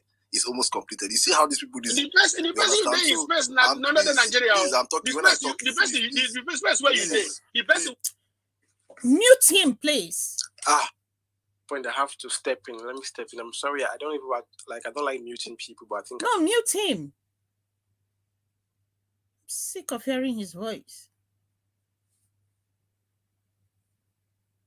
Good. The space is ended. Oh, hi everyone watching. I'm so sorry that guy annoys me. Just with the kind of argument he makes, he goes to spaces just trying to upset everybody and twisting the truth. This space has ended now, unfortunately. Well, it had to end on that note. And thank you so much for watching. I hope we do this again soon. And if you're watching on, or rather listening more like on YouTube, kindly subscribe before you go, please, just to help build the channel. And if you're on Facebook, I hope you know that you can actually give me stars, and just click on it and do what you need to do. And if you're not following the page, please do well to do that and share the program. Share. It's very important. All right, guys. Thank you so much. Do enjoy the rest of your day. And if need be, I'll come back again today or anytime soon. Bye for now.